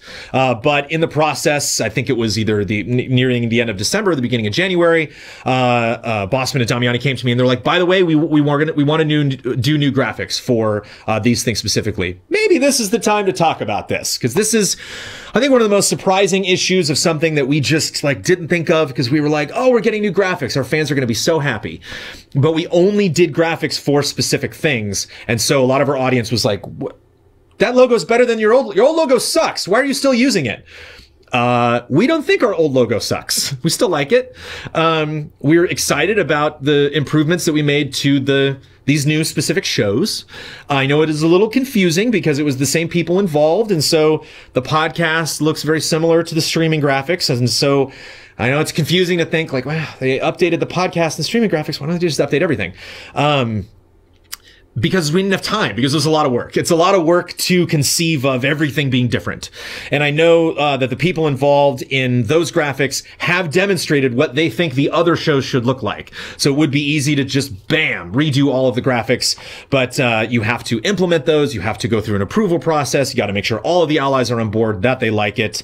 You know, some of those shows, if you were to improve the graphics, it would be just on that show producer, but obviously changing the central graphic, changing the branding, the central branding, meaning business cards, YouTube banner, Facebook banner, banner of your letterhead, you know, banner of the YouTube in the corner.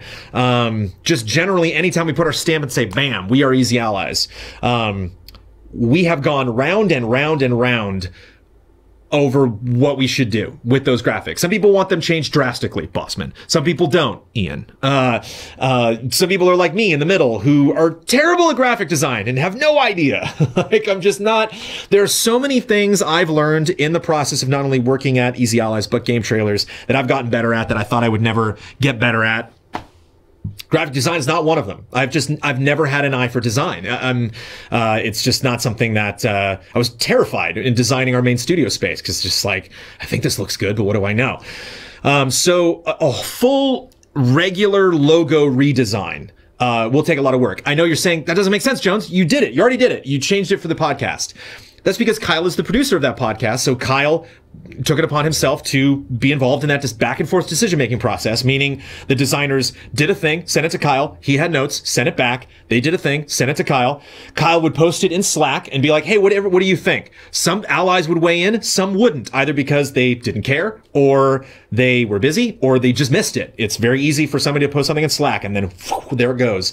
And so if we were doing the main logo, we would need everyone to weigh in. You know, it's like, Dawn, we need your feedback. You know, like that would be something that we would bring up in person, that we would show off. And we did do that with the stream graphics, but if not everybody weighs in, it's fine, because ultimately, really, Damiani has final say on graphics. Easy Livin' was a great example.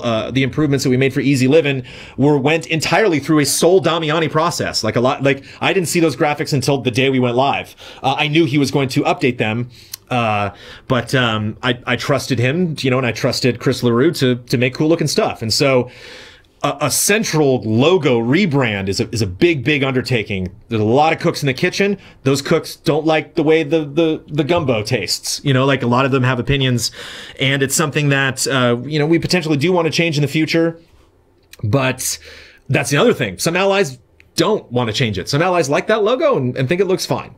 And it was weird to me. Bloodworth has a paragraph on this that I will get to specifically to let you know how Blood thinks about this. But it was weird to me initially. I was like, wait.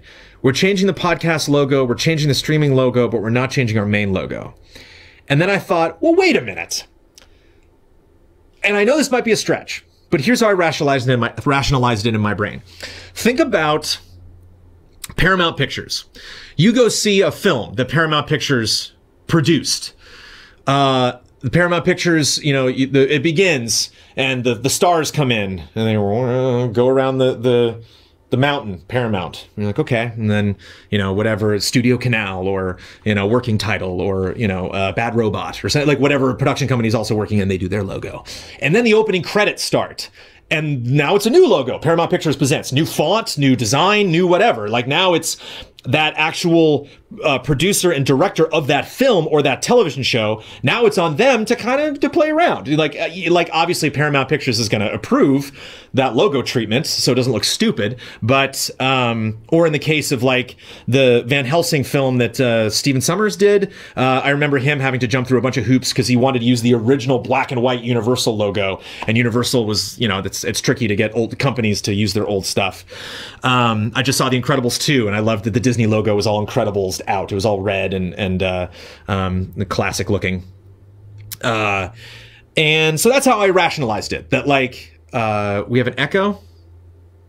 There might be an echo. I don't know. Again, Cup of Jones will not be in here in the future, so I'm not freaking out about audio. Apologies if this sounds a little weird.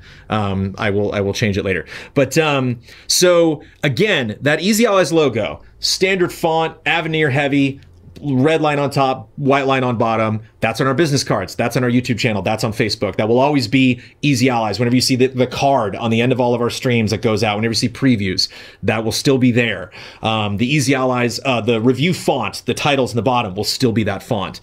That will stay the same until we do make a big site redesign of changing all of the graphics, considering all of the crazy decision making, not only workload and budget spending money going into the studio space, but just like, you know, I didn't want to like get back and be like, man, I'm gonna get 5 hours of sleep tonight before I got to be back in the studio. Oh wait, that's right, I got to look at all of these logo treatments and pick one or debate with other allies of you know what I think works for one logo versus another. Where when you just have Ben being like, here's the Frame Trap logo, and I'm like, great, it looks awesome, man. If you're happy with it, go. So there's that process. I got Blood. We're on page 9 of 21, not even halfway through this episode of Cup of Jones. Here is a direct quote from Daniel Bloodworth concerning that logo treatment, and then we will move on. Changing our logo is something that we would want to put a lot of time into, a lot of time, money, and attention behind, and we certainly haven't had enough of any of those during the move into the studio. The podcast graphics are up to the individual producers, and as for the group stream graphics, Chris and Joe could be creative and change those every month if they wanted to. Again, sorry if there was some misunderstanding due to a lack of communication. I think the graphics for the podcast look great, but a new company logo would go through an entirely different process. So, I think it's also emblematic of kind of one of these ongoing issues with communication and transparency, that sometimes we can have blinders on, or sometimes we can just not know that something is going to happen, and then after the fact it's like, oh yeah, you're right, community, sorry. But in our minds, before we were getting the studio, we were like, wow, we're going to get a new studio, cool. Ooh, what if we sprinkled a little new logo love on top of it? Won't that be great? Won't our community be so happy that like, oh, look, a little logo here and there. Awesome. Whereas a lot of the community's like, logo's there, but not there. And it's like, well, it's a new thing that we didn't say was going to happen, but we thought it's for you. We changed it. We thought it'd be better. It's like, it's weird to be like, new thing for free. And people are like, don't like new free thing. And they're like, all right, okay. It's a little tiring, but you're not wrong. I get it. I understand. That's how we thought. That's how our community thinks. Some of that, doesn't always match up, especially in communication. Like, do I have regrets of how we handled those logos in the transition? No. Do I have regrets with how we handled the communication of them? 100%. We could have done that better. But there we go. So there were more comments on logos, but that is the logo speech. Dancing Elk, do you have plans to roll out the refreshed logo everywhere online and win updated merch? The new look is great. We could possibly incorporate that into new merch, but that logo will not be the new logo that goes everywhere. Maybe it will. I don't know. No plans. Corey Swafford, have you given any thought to increasing the price of the podcast producer sponsor tier as your numbers of viewers increase and that advertisement space becomes more valuable? Do you have any kind of mathematical equation in place that would determine X cost based on Y viewers? No. I think charging more for your sponsorship to reach a larger group of people is perfectly reasonable. Yeah, it's perfectly reasonable. There is, it's one thing to increase our pockets. It's one thing to increase our revenue. It's always great. It's another thing to think of increasing value. When you deal with crowdfunding, value is such a big deal. What are you getting for what you pay? And we've gotten a lot of really great feedback from people. The last time we made a lot of changes, people were like, whoa, I'm at the $5 tier. I woke up and I got more stuff now. I used to get early access to the Easy Allies podcast and be able to submit for love and respect. Now I can submit to a whole different segment, whether I like it or not, in the podcast. And I get early access to all this other stuff. If you were at the $1 level when our Patreon started, that got you Cup of Jones. Now it gets you anything exclusive. So any exclusive features that we do, any exclusive episodes that we do, anytime we put something behind the paywall, all you got to do is give $1. And not only do you get access to that thing that you want to watch in that moment, but there's this, huge library of stuff, after the fact, that we had produced that you can now get access to and now go check out. So, where you're not wrong, and I'm not saying that's not something we wouldn't do in the future. Don't have plans. It's not something I'm thinking about, but I also like increasing value. I like making our users happy. I like giving people stuff for free, like logos. Andy Zilkeefley, with E3 coming around the corner, would you consider having the community come up with the forfeit for the betting special? Adding that to takeaways. Going down to the bottom of the list and adding that to takeaways. There it goes. Yes, we will. Moving on. More community involvement in bets is never a bad idea. Mikey, Myzek Novak, any plans for the EZA anniversary? Where you been? Mikey Novak, Myzek jumps in every now and then. Myzek has missed a couple Cup of Joneses, obviously. I know you guys have been slammed with this move, but if you are doing anything, I would like to plan ahead as I have to travel from Pennsylvania. March 23rd, Saturday, 8 p.m. on Twitch. We will be streaming our EZA in concert. If you want to be there in person, it will be at Tommy's Place in USC. Tickets will go on sale very soon. I will set that up this week or next. So apologies if you missed that. We tweeted it out. We put it on Facebook. We put it on Patreon. We talked about it several times on group streams. We tried to get that info out to as many different places as possible. Apologies if you missed it, but there it is again. Cellar Moore, what is the current camera situation? On Easy Update, Ian said he got 2 new Blackmagic cameras. This might seem like a studio question, but I thought it was more business. And better lenses for some other cameras. From the studio tour, it looks like there's 5 in the recording room, 1 in the control room, and 2 in the streaming room. I remember from the fundraiser you bought 2 Sony FS5s and 3 Blackmagic Micro Studios. Are the FS5s still the main cameras for each set? Are they all fixed, or do you some move around? Is there a dedicated offsite camera? Will we see the return of Salad Cam? Speaking of Ian, he seems to be killing it lately. He's basically the technical director of EZA in addition to video editing and producing weekly content. Are there any plans for him to be more of a full-time ally now that you have the studio? Every ally is full-time. Every single one. Except for Don. Don, only because Don has a full-time job elsewhere. If we want to do something 9 to 5, Monday through Friday, most of the time Don cannot be involved. He has responsibility elsewhere. None of the other allies do. We are all full-time. The who's full-time v what argument becomes less and less relevant, or that answer becomes easier as Easy Allies moves on, as months and months go by, because we're all putting in a lot of work. All of the allies are working on Easy Allies right now. So yeah, here's the camera situation. The FS5s that you speak of, one is right there. It's the FS5 that I'm looking into right now. What's up, FS5? The other FS5 is in the control room, is the camera that is looking at Ian from over the camera in the control room. The tiny camera that we used to shoot everything on, that used to be that control room cam back in the garage is now the control desk cam in this streaming space. The 3 Blackmagic Micro Studio cameras are in the studio space. We got 2 additional Blackmagic cameras that have monitors on them. One of those brand new Blackmagic monitor cameras is the main middle monitor. So when you see podcasts that only have one camera angle, it's a brand new camera that we unboxed and then started using exclusively in that room. So the 5 cameras that are in that main studio space are all Blackmagic cameras. One FS5 in here, one FS5 in the control room, that other mini camera here. That's where they all wound up. Nick Gersten, I was super bummed to hear Huber wasn't able to make it to Kind of Funny last week. If you missed it, Huber was going to fly up for the Resident Evil 2 spoiler mode that they did, or spoiler chat, spoiler talk. I forget what KF calls it. And there was just weather, crazy weather. It was raining really heavily in LA. There were delays all over the US, and he couldn't make it up. So, and it sucks because, and it should be known that Kind of Funny was willing to pay our travel expenses. We did get reimbursed for that because Huber didn't end up making that flight, but, you know, kudos. Respect to Kind of Funny for helping us financially make that happen. And hopefully we can do that again in the future. And of all the spoiler modes for him to miss, but have Tim or Greg ever been guests on an Easy A podcast? Greg has been guests on stuff that we've done before. Tim has never been a guest. Wouldn't that be lovely? If not, you guys should make that happen. Take them by force if necessary. Tim and Huber are the ultimate crossover. I agree. Got to make that happen.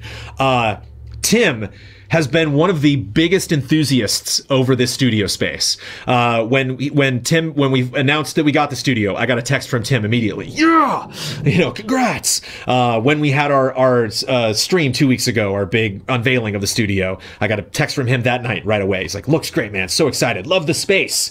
That was one of the things Tim said. Is he was like, "You have so much space," because we don't have the video wall, we don't have a lot of the amenities that Kind of Funny has, but we do have a little bit more space, which is nice. But you know, right as I say that, Kind of Funny will announce that they're moving into a much bigger space, and then we'll be shoved to the back. Yeah, Tim, Huber, gotta make it happen. Riley Donahoe, were there any shows pitched at GT or even here at EZA that you liked but ended not coming to fruition? Can you tell us why they didn't end up happening? Yes. Maybe various podcasts. We talked about doing a movie podcast, like a comic book podcast back at GT. Obviously, the movie podcast has evolved into reaction shots now. Damiani has a wealth of ideas. He's always throwing stuff around. One idea that we've had a lot of different versions of, I don't know if you were familiar with the show Versus. It was a show we used to do back at GT where we were like Genesis versus the Super Nintendo, Capcom versus Konami. Not much of a debate now, but back in the day it was. That show has come up again and again. Stuff like Thanks for Playing back at Game Trailers kind of evolved into Frame Trap. But a lot of questions today, really off the top of my head. I don't know. Maybe ask that question later when there's not as much studio stuff that we have to get through. But and one of the other issues, Riley, is because a lot of the stuff that was brought up at their January meeting is in my head right now, and I don't want to tell you those things because those are shows that we might end up doing. So I don't want to bring up a show and have them be like, "Ooh, Jones said that they were like gonna do that," and it's like we don't know what we're gonna do. We're all pretty busy.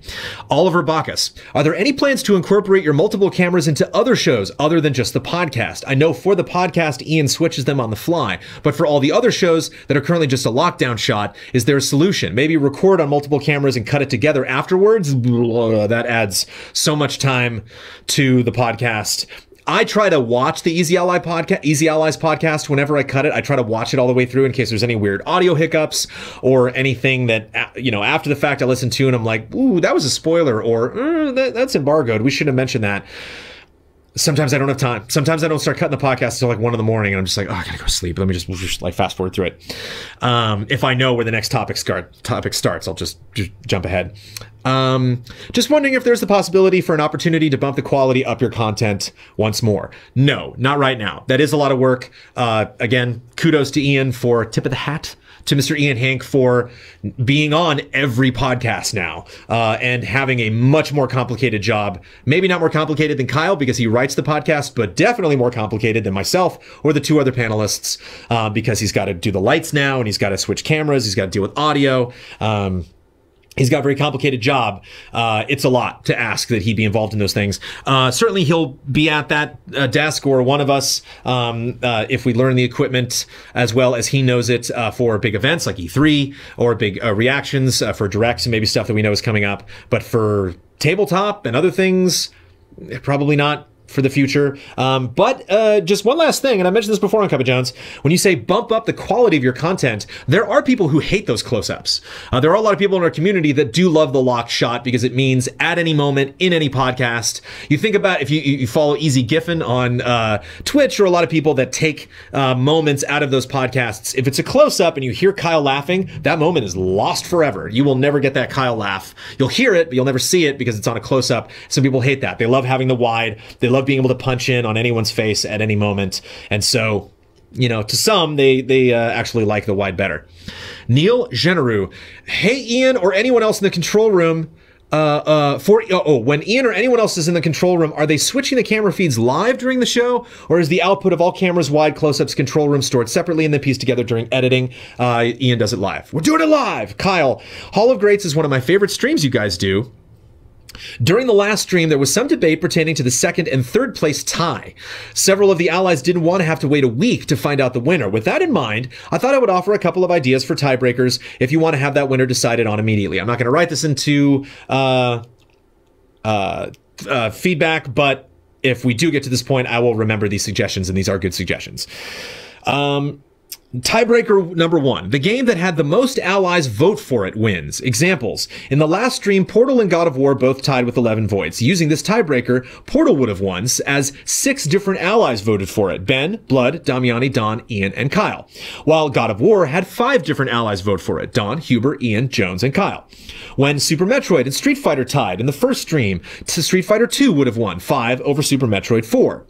Or, tiebreaker number 2, the game with the most 3 points votes wins. Example, using this tiebreaker, Super Metroid and Street Fighter as an example, Super Metroid would have won since it received 2 of the allies' 3-point votes, and Street Fighter 2 received none. Portal and God of War would have been a tie. You could start with tiebreaker 1. If it's still a tie, go with number 2. And if that's still a tie, do the Patreon vote. If you only want to go with 1, I like the first one the best. I hope this helps if you ever decide to go in a different direction with ties. These are good ideas. I just kind of want to say that and move on. But I do want to mention that one of the issues with them is, even though we're putting all the stuff in there, and you after the fact know who put in 3, who put in 2, Damiani doesn't know that when he's tallying the votes. So say we do get a tie, we'd have to like go off. It would still have to be later. Like we couldn't do it right then because he'd have to be like, okay, who voted what on what? And then we'd all have to say and then write that down. And, you know, like there would have to be more of a process and actually figuring out who voted for what and what person. There'd be more of a process. Does that make sense? You know, because Damiani wouldn't have that information upon his initial tally because he's literally just counting chips. So there would be a little more work involved. Clever idea, though, and hopefully we will have a more concrete plan, as is hopefully evidence that, you know, Hall of Greats does evolve. It does get better. We do take lessons into consideration and implement them, and good lesson, good advice. Snow Cone Guy with the beefy comment, 1.5 pages. Buckle up. My topic is what I consider to be the bread and butter of Easy Allies. Next to the podcasts and reviews, the live reactions. Whenever you stream a live reaction, thousands of allies show up to experience those events together with you, and the uploads on YouTube seem to do well. Yet, I have noticed that sometimes when things go down, there is no live reaction. Now, you seem to have no problem with scheduling ahead. When we know that there is an event in 1 or more weeks, the live reaction will happen. Not always. Where I see a lot of room for improvement is your ability and flexibility when it comes to events that happen short term. The latest, but not only occurrence of this nature, was the Apex Legends reveal. There was more than half a day notice. There was more than half a day of notice. The internet went nuts and people made sure you knew about it by using different means of communication. Yet, nothing happened. I could have understood this in the past, when it was not just always possible to invade the garage, or when the garage was already in use for recording. But the doors of the studio are open to you 24/7, and if somebody is recording something, you still got the the other space. And honestly, even a one-person webcam reaction from home would have been much better than nothing. I don't know what went on behind the scenes. I don't know if people were currently editing a review, recording game footage, or just nobody raised their hand to say, I'll do it. But I think you should do something to improve the structures that are in place to make sure live reactions are covered, even if things have to go fast and you have to reorganize your original plans for that time span. If something was just impossible, let us know and we will understand. But if it was just a question of priorities or the willingness to reorganize your workday, then please let me say this. We don't get many opportunities for those golden live reaction streams between the Game Awards and E3. Maybe the odd Nintendo Direct here and there, but that is it. I'm assuming. So, the respected and beloved developer Respawn going public and saying we will reveal a brand new game tomorrow, don't miss out. That is a gift. I don't expect 100% coverage, but as someone whose favorite thing about EZA are the live reactions, and this is worth noting, that is your opinion, that is your favorite thing. So you elevating that to the most important status of EZA is you doing that, you know, whereas the community at large and the 9 of us all have our own opinions about what is the best use of our time, which I watch over and over on YouTube. I really wish we miss as few as possible. And when it should come down to you being unsure if the event is worth a live reaction or not, I think you should go the safe route and just cover it. Not always the safe route. Let's rather have the risk of mediocre streams than missed reactions. No. Nothing can bring those back. No discussion in the podcast can replace them. That's true. My dream, when an event like this is announced, you don't ask, will we do a live reaction for this, but rather, who will do it? Sorry for this being so long and salty, giggity, but just really care about this topic. So, it's a little salty. Snowcone does address that, and I certainly appreciate any time an ally says, this is my favorite thing, I want more of it. How do you argue with that? How do you argue with someone who wants a thing, you do the thing, it makes them happy, they want more? There's a lot going on here. This is almost editorial worthy, but I'll try to get through it as quickly as possible because we are still on page 13 of 21. We're 2 hours in. One, not all of us agree that reactions are the most important thing that we do. Damiani would definitely be on your side. Bossman as well. Two, sometimes we just don't want to. Sometimes for reasons we can't tell you. Maybe it's just personal reasons. Sometimes the perfect person isn't available. You know, it's not only just like, who's going to do it? It's like, if it's like a Disney Infinity thing, I know it's canceled, but like, what's up with Days Gone is a game that I'm into that not a lot of other allies are into. What if I'm busy? What if I have a personal issue? What if I have a family issue? What if I have a health issue? That's not necessarily something I want to like be super public about. You know, like we should be afforded the ability if a reaction is missed to be like, didn't work out, sorry. You know, like, well, why? It's like, because of reasons, you know, like we can't really get into that. And apologies if those reasons are, show of hands? Nobody? Okay. You know, like, I don't want to be like, Ben, you are coming in to do it. And then Ben comes in and is like, hi, everybody. I was told to be here. Let's watch this thing. Oh, that's neat. Okay, bye. You know, like, even something that Ben was excited for, like that Xbox conference where they first showed gameplay of Devil May Cry. Ben was so excited about that. And when that Devil May Cry reaction, he was on top of it and pumped. But man, for the rest of that presentation, Ben and Bloodworth were just like, man, I was behind the camera. I almost fell asleep. I think I might have taken like a little 5 or 10 minute nap. That was a dull presentation. And so I know it sounds like, hey, dull reactions are better than no reactions. I strongly disagree. I don't want to do something where it's like, we're not into it. They're not into it. We're not even sure why we're here. It's just like, hey, it happened. I'm not using Respawn as an example. I think a reaction would have gone really well. I think looking back, we probably should have done that. At the time, we did. We asked like, hey, anybody? And like, what, you know, the response that came back was from Ian and Huber, and Huber was like, I want to stream it. I want to make sure whatever that is, if it's playable, I want to stream it. I want to come into the studio and play that. Ian's like, hey, I was planning on coming to the studio anyway. I'll help you set that up and I'll hang around. So that's how that worked out. And we weren't like, we're missing that reaction. Another counterpoint, Snowcone, is, and this kind of factors into you saying, I think this is more important than reviews. I think this is more important than the podcast and other things that are like, arguably the tent poles of Easy Allies. And you say it's a gift. Yeah, I mean, what's also a gift is embargoes. What's also a gift is the ability to do weekly podcasts, the fact that we've built up the knowledge that Tuesday night at 6 p.m. is an exciting time to tune into our Twitch channel. The idea that, GOATys, like here's Game of the Year. It's the time when everybody talks about the best stuff of the year. Doing predictions for the rest of the year, or our most anticipated games for the new year, when every January, like these are also gifts. These are also things that just kind of fall in our lap that we can react. That it's almost like the industry is doing the hard part, and we just kind of have to show up and talk about it, and then we are guaranteed an audience. All of these are gifts. All of these are missed sometimes.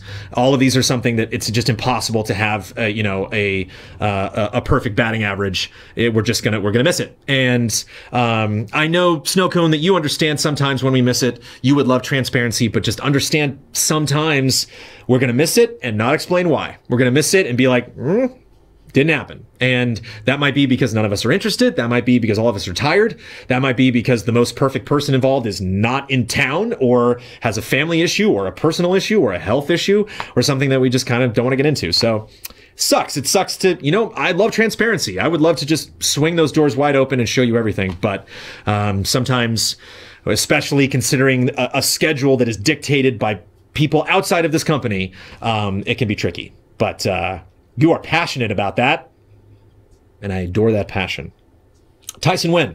I was going to wait for a time when you had less questions, but I was wondering if it would be possible to add some kind of white or black border to the team names at the end of the podcast. It may have just been an issue of timing, but the team names appeared when the desk lighting was a reddish color, and I had a difficult time seeing it due to my color blindness. Apologies, this is referring to the podcast.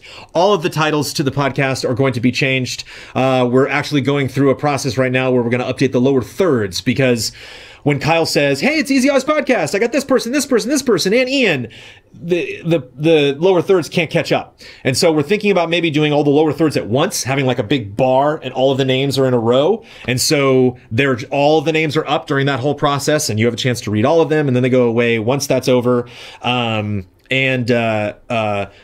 The team that did the graphics is also working on some kind of lower third or background for those titles specifically.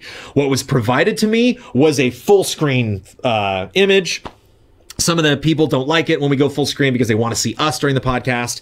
And so when I'm reading podcast halftime, or when we're showing the bet scores, I didn't want to just, it's basically, it's this guy. It was just this blue background going. And so I didn't want to show that and have that block everything that was going on for people that want to see us while that's going. And so you're right. Long story short, yes, we're gonna fix that.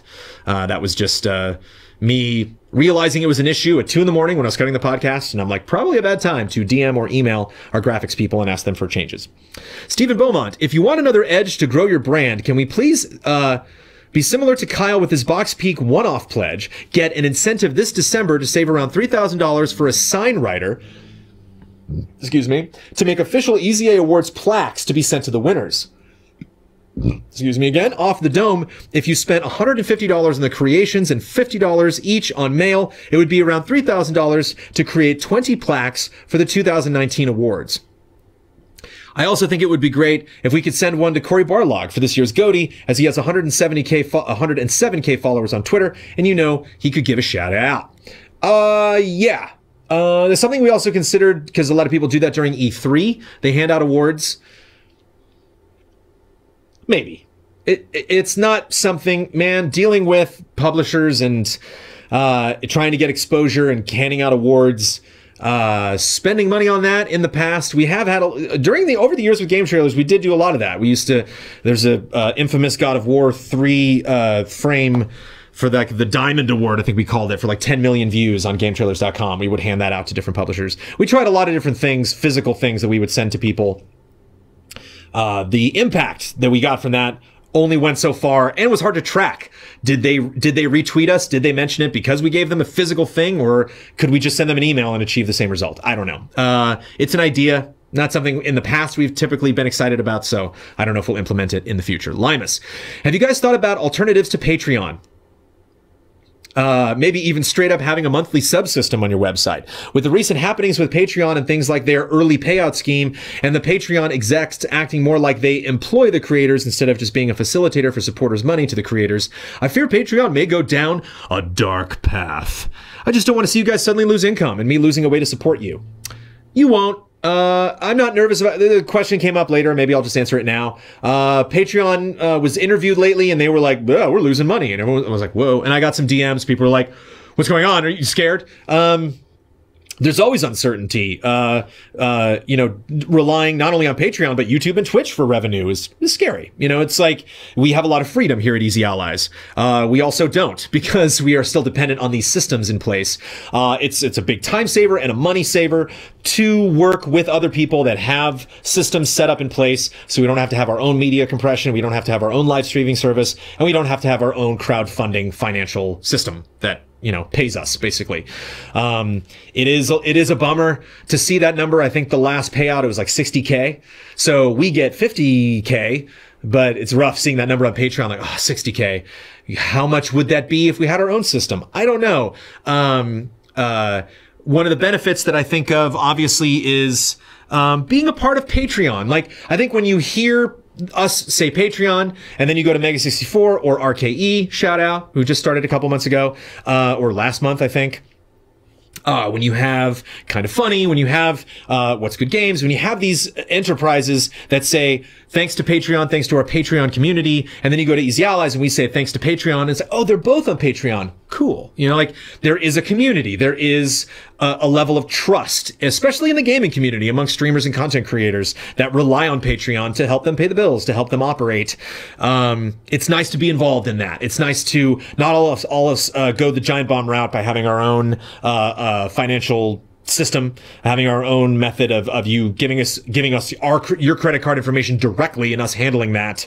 That would involve a lot more work from us, a lot more investment, time-wise and financially. But it doesn't mean we can't do it. I have experience in that, of setting up, you know, payment things. We were in the process of doing that at Defy Media before we got shut down. And so, we could do it. I don't know how fast we could set something like that up. I don't know how wonderful it would run. I don't know what weird hiccups it would have, but it is an option. So if the rug gets pulled out from under us by Patreon, we can dodge, we can shift, we can bring everybody back in. We can set up a system where people are, thankfully giving us money again. The problem is messaging. Would our audience know about that? Would announcing that through Twitch and YouTube and Facebook and Twitter be enough? And our website, you know, do we just naturally get more new patrons or new, like, sponsors, I guess you could call it, paying members of the community through Patreon because people just go to Patreon? Oh, Patreon sounds cool. What are your top earners? Oh, Easy Allies. They sound cool. How much of that goes on? That number changes month to month, year to year. And so would that number dip significantly if we went and set up our own financial system on our own? I don't know. So long story short, much easier to go through Patreon. I hope they keep on going. I hope they figure out the financial issues that they're having. I hope that stuff doesn't positively impact us, but negatively impact all of you. But for the time being, yeah, no plans to set up stuff, but we can if we have to. Taco, would you and the other allies ever do a cooking stream? It has always seemed like it would inevitably happen during Easy Livin' or a similar stream, but of course it has yet to. I think it would be a super cozy time, not to mention a bit hilarious if something went wrong. We don't have to try the food, so that's okay. Also, for what it's worth, I think taking the allies camping and vlogging it would be awesome. Thank you, so do I. I am frustrated by the fact that came up in the Q&A and they were all like, yeah, we'd like to go camping. And it was like, you guys actively said no. I brought that up on several meetings and all y'all was like, no, we're not. No, we're not going camping. I would love that. I would love that so much. We probably couldn't stream from camping, but we still could shoot stuff from camping. It'd be great. It was so much fun to wake up at like 6 a.m., like get out the trumpet, like, and just go by tents, like, wake up everybody, we're going hiking, wake up. And get like Ben, like, what? Jones, this isn't funny. What are we doing? Like, do you know how bad I want that? To be the Easy Allies Scoutmaster? To be like, hey, you have Amanda there? Because Amanda's camping, cooking. It's good. When she does, like, when she'll, like, get the coals going in the campfire and get a big, like, cast iron pot, get, like, a gumbo or a chili or something just stewing in there, and then eat it around a campfire. It's the best. It takes work. It's not easy, but it's so good, and it's so rewarding, and it just, it's so good for the soul. But then, like, handing that cast iron pot to Kyle and being like, here, Kyle, clean this. Like, I want to do that so bad. But the allies said they didn't want, actively said no, like, voted against. And then in the Q&A, all of a sudden, like, they're all happy campers. I don't know what happened. So I'll try that again, and maybe we'll do that again in the future. Obviously, we got a busy schedule. It's tough to find a time that not only people can commit to doing anything. Easy Living is, maybe Easy Living will be, well, I can't be camping one year because we can't stream from there, but it's a lot, especially for people like Don, that have other interests, that have other jobs. It's tough for us to work as hard as we do Monday through Friday and then hit the weekend. And some people even working through the weekend because they're trying to finish up shows. Case in point, I'm here Saturday. I'm cutting Trailer Jones this weekend. I'm playing a game for review like every hour of this weekend that I possibly can. To then say, hey, it's the weekend, time to work for more Easy Ally stuff, but I still would love to camp. That's not your primary question, though. Would we do a cooking stream? I will not, ever, ever, ever, ever. I can't speak for any of the other allies, so I can't give you a direct answer. Apologies, Taco. If any of the other allies want to do a cooking stream, more power to them. If they want to do it from their house, great. We can't do a lot of cooking in here because we don't have a sink other than in the bathroom. There's no kitchen here, so it would be kind of tricky to do that. I hate preparing food so much. It is one of my least favorite things to do in the world. I hate it. I hate it, hate it, hate it. It just gives me so much anxiety and so much fear, and I don't know what it is. I love when other people cook food. When Amanda cooks food, I will talk to her while she's doing it. I will gladly do the dishes. I will offer suggestions if she needs them. If she wants me to put on music or read from a book or put on a good Netflix show or something, if any help she needs to pursue her culinary goals, I am there for her. And if she needs me to prepare something, if she's sick or otherwise indisposed, I will work because I love my wife and I will provide for her. In any other circumstances, hell no. I don't know. If it's just me, I'm getting Domino's, baby. I'm going out. I'm getting Taco Bell on the way home. I'm going to order, from Grubhub or something. And it's just like the idea, I'm sorry to go on like a rant, but like, I just don't get it. It's like for people that like to cook, I always try to use this analogy. I think I've said it before on Cup of Jones or other streams, but cooking to me is like building chairs.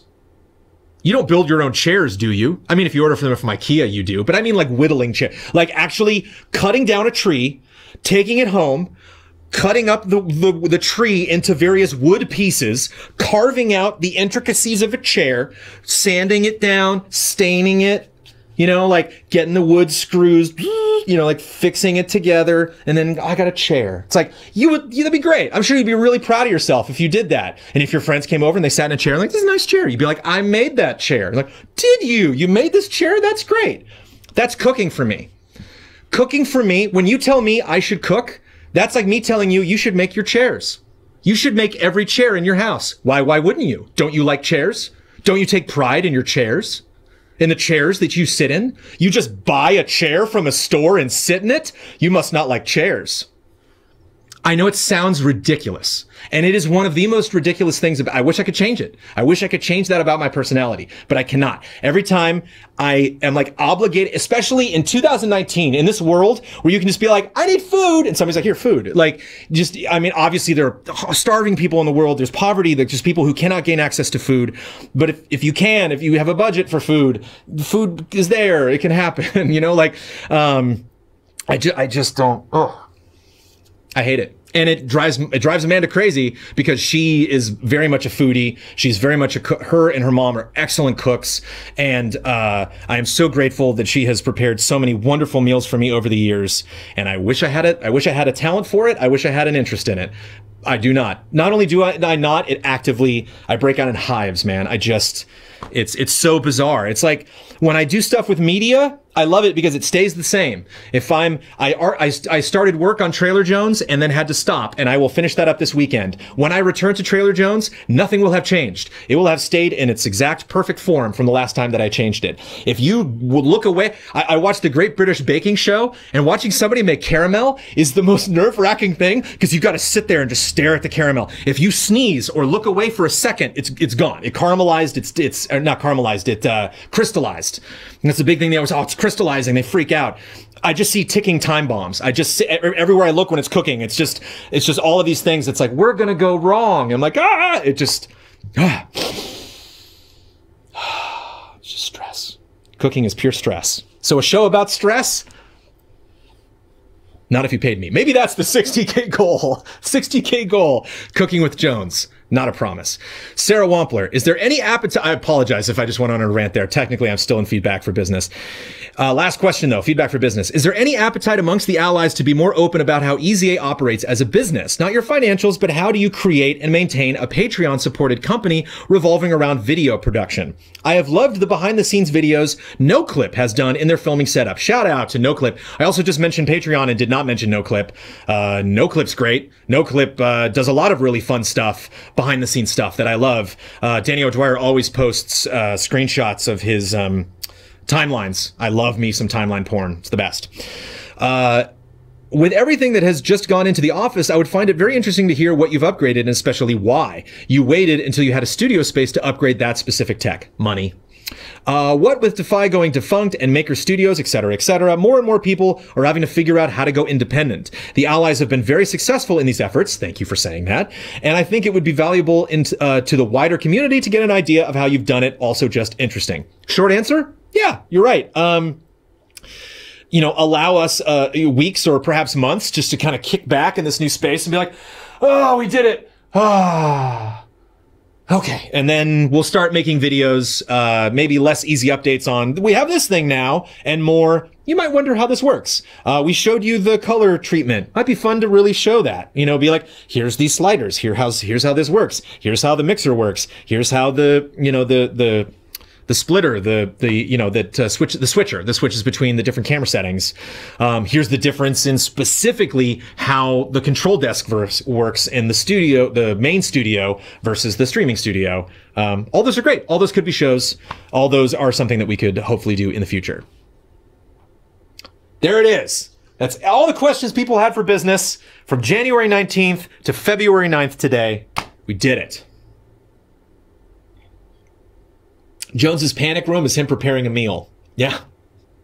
Because I also care about people. You know what I mean? Like, if I create something, I want people to enjoy it. And if I make you food, it's not going to work out. Unless it's like mac and cheese. I can make great mac and cheese. If it's Kraft mac and cheese, I am an artiste.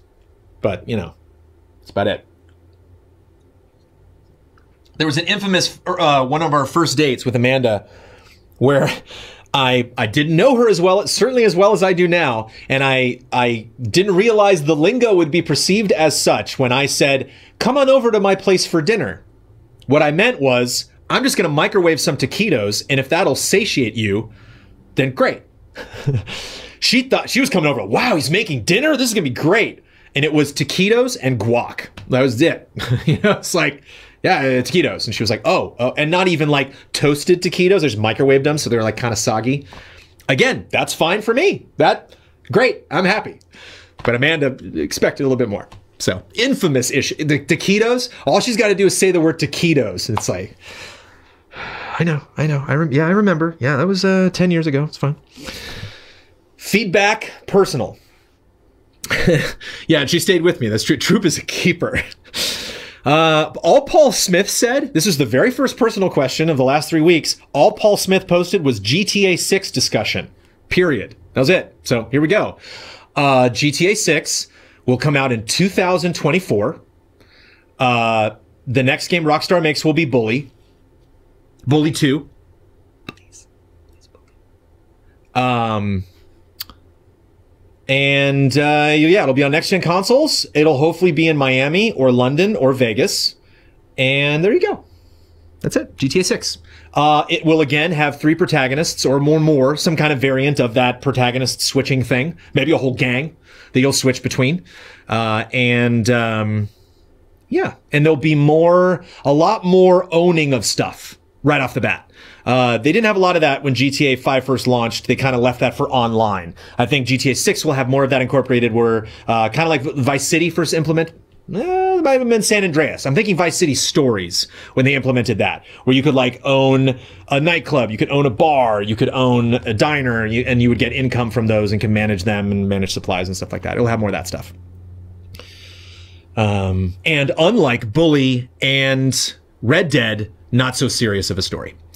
Bully will be silly if they do it, but will be not as silly as Red Dead and not as serious as Red Dead, not as silly as GTA 5. Brandon K. Gann, now that EZA has made the move, imagine you've been inexplicably transported to March 21st, 2016, doodly-doo, and you're standing in front of your past self and the rest of the allies. What would you tell them about their next 3 years? Say how long it'll be before getting the studio, how large the Patreon will become. What advice would you give? I mean, Gann, if we're talking realistically, I wouldn't say any, I'd be like, I gotta get out of here. What if this is Time Cop and I get pushed into myself and become a big red blob? That'd be terrifying.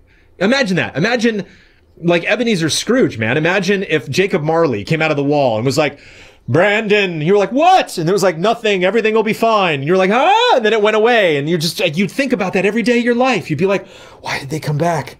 Why did they come back on that day? So I know hypothetically what you're looking for is like, maybe what would I have liked to known before? And I've answered this question before on Cup of Jones. Specifically the time travel thing. Specifically on March 21st, like we're just about to start the stream and just like, I come in the room and like all 9 allies are like, Jones, you have more gray hair. You look terrible. And I'm like, I'm come to tell you that don't worry about YouTube comments and improvements will be made. Jones, do Cup of Jones live instead of doing it recorded. Shoot in the corner instead of up against the wall there. Goodbye. Woo! That would give people nightmares. Each of the allies would be like, what on earth? So realistically, that'd be terrifying. Judging by the good nature of your question, those would be my warnings. The Champ. Continuing the Red Dead Online conversation and my idea of how it should work, the Champ is not happy with how Red Dead Online works, and I'm assuming GTA Online because it has the same structure. To keep it simple, just don't lock the weapons or anything that gives a competitive advantage behind level progression or in-game currency, or have the two separated match-matching playlist. Not sure how that should be worded. One where players can play with their stats, and another where stats do not matter. I'm a fighting game player. I love fighting games, and fighting games are the only games I play online years later. It doesn't matter if someone is a higher rank than me in Smash Brothers, or their character level is high in Street Fighter V. It's only our skills that will be the deciding factor. The only shooter I keep going back to is Overwatch, simply because even if someone is a gold rank, they still have no competitive advantage over me. Maybe they are better, maybe they are worse, but their, let's say Soldier 76 is the same as mine. They may have had a different skin. I tried going back to Battlefront 2, but it's a grind, and I still don't have the weapons with the highest stats after 70 hours of play. But if I spend an additional $10 at launch, I would have them. It's just frustrating. You're not wrong. I get it. I think to make money, you gotta frustrate people a little bit. We have exclusive shows on Patreon. If you don't have the money to be a patron of Easy Allies, if you just watch our stuff, if you missed every Cup of Jones ever, it's probably a little frustrating. You don't get all the news, you don't get all the updates, but you gotta draw the line somewhere. Injustice 2 had level-based gear, but when you played ranked match, stats were disabled. If you played a player match, you had the option to play with stats on or off. Why can't Red Dead or other online shooters do this? Champ, because they wouldn't make as much money. Period. That's not my answer, that's their answer. I know some people like progression, but there should be at least options to play with the stats on or off. You're not wrong. I think that would be great. I think Red Dead Online should add that. I think the main stuff should be the progression because that's where they want people to focus on, but there should be options for people that want to do that. And maybe that'll send a message to Rockstar if that stuff is more popular than the old stuff. What if in Red Dead Online, your levels, guns, etc. only mattered in co-op missions? The moment you enter a competitive match, your stats would match everyone else's. And Rockstar would make more money if they let everyone buy guns, outfits, etc. outright.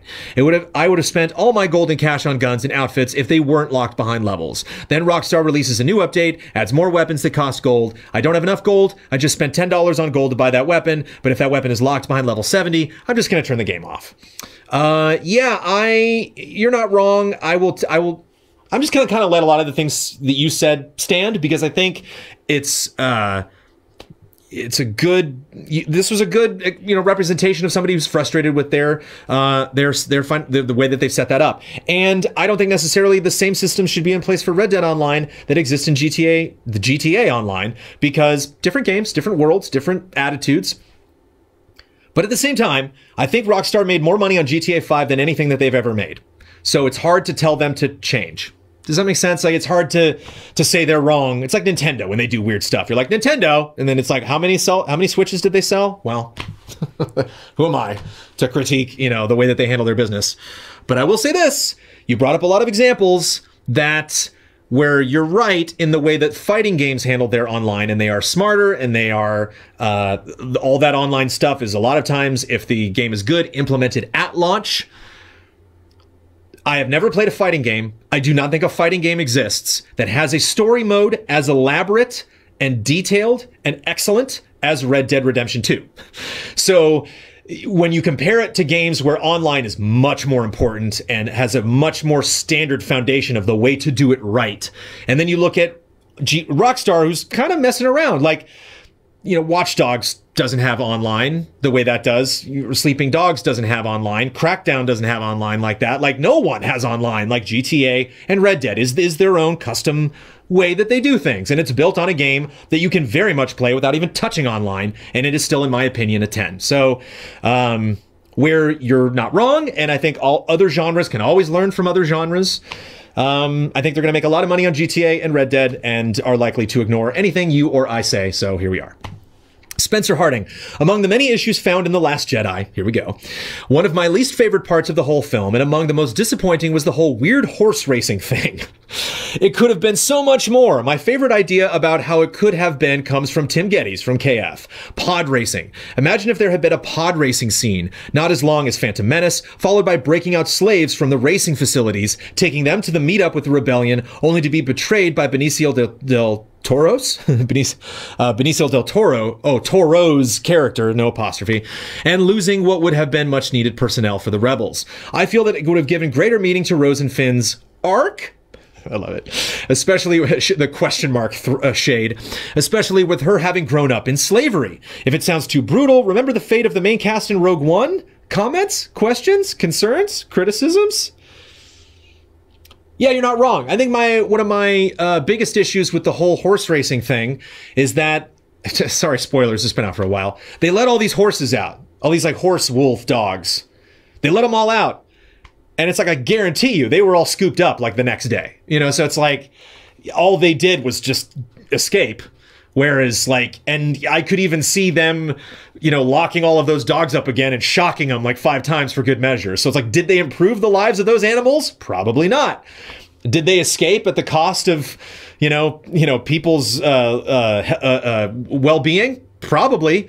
Can the insurance of that building withstand the damage done to it? Most definitely. So when you add everything up, they didn't really do a whole lot in that sequence, but I'm not going to get into, if you think they did, you're wrong. It's just my take. And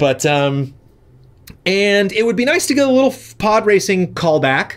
But at the same time, one of the things that I like about Star Wars, and I think is Star Wars done right, is just because pod racing's big on Tatooine, just because pod racing's on Coruscant, doesn't mean people on whatever the name that planet is, totally forgot, doesn't mean they like pod racing. Doesn't mean pod racing should be everywhere. Doesn't mean pod racing's like the racing of the galaxy. Like, I like it when you go to another planet. Oh, what's this now? I like when different languages are spoken, when fashions change drastically, when, you have a lava planet, you got a water planet, you got a smoky planet, you got a dirt planet, you got a rock planet.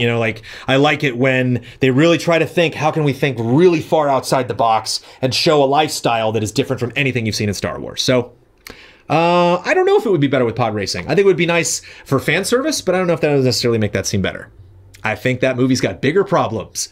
Moving on. Kiff, I think I need someone to explain Disneyland to me. I'm here for you, Kiff. My mind's eye only has Alton Towers as a reference.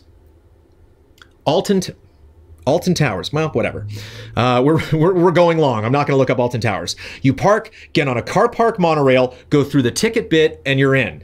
Free to make your way around the park on foot or in the internal monorail. Sometimes you describe Disneyland like that. Sometimes it's described like it's a town where you don't even necessarily need to go into a theme park.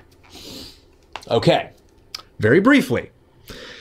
There is a gigantic parking lot. The biggest parking lot in North America, in the Western Hemisphere, I think, because China and Japan, you don't mess with those parking lots, man. They're out of control.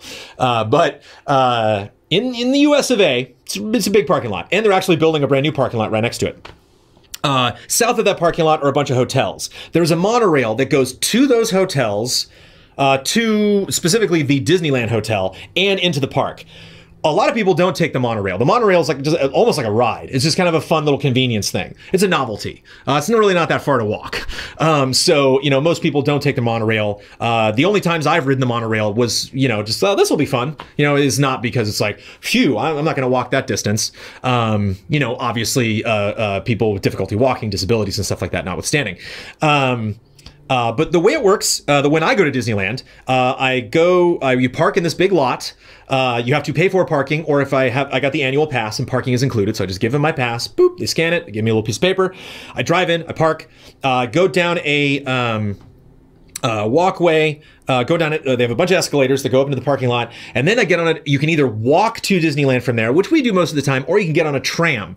The tram is not the monorail. The tram used to have to cross a street, now has its own exclusive fun way that it goes, and the street now goes up over this little access that it has to Disneyland. And then you get off that monorail, and then you're in a spot called Downtown Disney. Downtown Disney is a big strip of shopping areas. They got restaurants there. Those restaurants come and go. That's where I had my birthday party, where we bowled, is in Downtown Disney.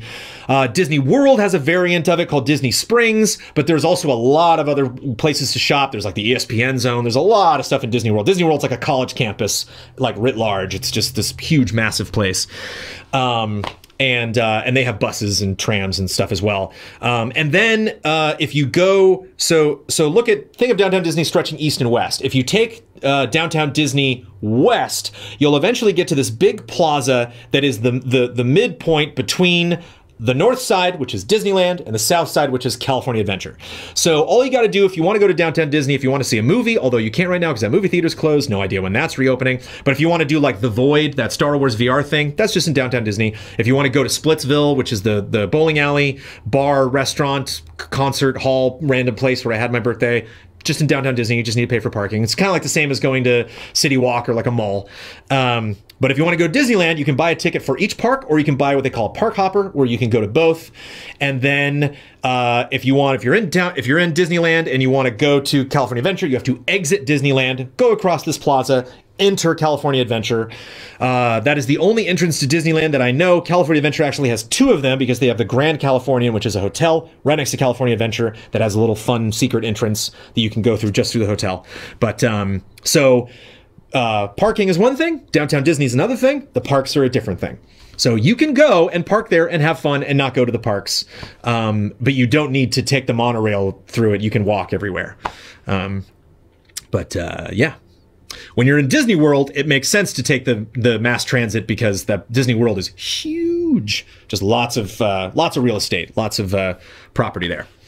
Andrew Burt, I know my last Cup of Jones comment was about Red Dead Redemption 2, but it seems like you, much like myself, can talk about that game for hours, so here I go. Listening to the audio of the GOTY deliberations, I thought I could hear the faintest break in your heart, but that could have also been mine.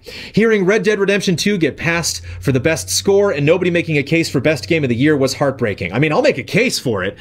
Just didn't seem, I'd be making a case to the audience. I wouldn't be making a case to the guys, because I knew how they were going to vote. They knew what I thought about it. We talked about it a lot.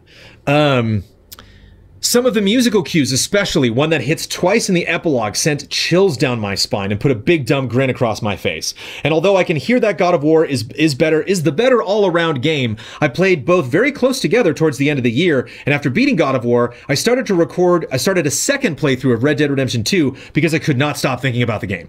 I'm on my third playthrough of Red Dead Redemption 2 now because I simply love experiencing that game over and over and over again. I'm on my second playthrough. I'm doing all the evil stuff on my second one. I don't know when I'll get back to that. I stopped before we did Goaties. So while God of War was a great game and I loved all of it, I think that my brain naturally gave my choice for Game of the Year because I simply couldn't stop thinking about it and wanted to dive right back in. Was your situation similar? Yes. Do you think Smash Brothers was an unfair win because it has so much amazing music from other games? No, because not only was great music written for that game, they brought in so many different composers. There's so many different ways that music is implemented. It's just a bigger, crazier job. And to be honest, I think the music in Red Dead is good. It's great. Like, I mean, it's some of the best of the year. It should be nominated. It's some of the best music of the year. But when I was done with Red Dead Redemption 2, the music was not like one of the big takeaways for me. It was certainly not one of the things that I think is like some of the best examples of that game. That song, like, I remain unshaken. That song, it's all right. It's okay. I think Far Away is a better song. I also kind of got a little sameness from some of those moments where they played a song because on one hand, it's magical and they really bookend some of like the really important moments of Red Dead, but I couldn't erase the part of the back of my brain that was like, they're doing this because they did it in Red Dead Redemption. So it's like part of me was playing through Red Dead Redemption being like, when are they going to do it? So like when it happens, that kind of takes away a little bit of it. It's kind of like the moment in Infinity War when like Spider-Man he's like, hey, have you ever seen Aliens? And you're like, oh, that joke again. You know, it's like those moments where it's like, it's great, but we knew it was going to happen. So, and just the breadth of work done for Smash Brothers, and the fact that I'm not a big Smash Brothers fan, and here I am going through World of Light, you know, doing all of the different campaigns. I don't remember what they call them when you pick a character and you play through their little like 6 or 7 mission or fight arc. When you see the selection of music, so it's not only the writing of the music and its placement in the game, all the stuff they did for Castlevania, oh, so good. But what they chose, the fact that they would have a character and a world and the music track, and then that would be a message. That would be a bit that they're doing. And there are hundreds and hundreds and hundreds of those in the game. So it's a huge effort. Yeah, I think it is superior. But that's just me. No shade to Red Dead Redemption 2. My game of the year by a mile. Lori Livo. Probably has been asked before, but just looking to get a quick take. What's Brandon's leather office chair? Any good? Durable? Comfy? Looking to buy one for myself. Suggestions welcome. This being my chair that is you will see me on when I do Cup of Jones in the future. The chair that you can see in the last episode of Cup of Jones that is sitting in front of my desk. I bought it at Staples. It was not the most expensive chair at Staples. I recommend it. It's nice. So if you look at that and you go to staples.com and you see that chair and it's still there, get it. I approve. One thing I don't like about chairs is they have these little like plastic nubs that you put in, like there's places where you have to screw stuff in and then on top of the screw you put a little plastic nub. Those never stay in. Those always fall out. So like, don't even bother putting those in. Just throw them in the trash. They're going to fall out anyway.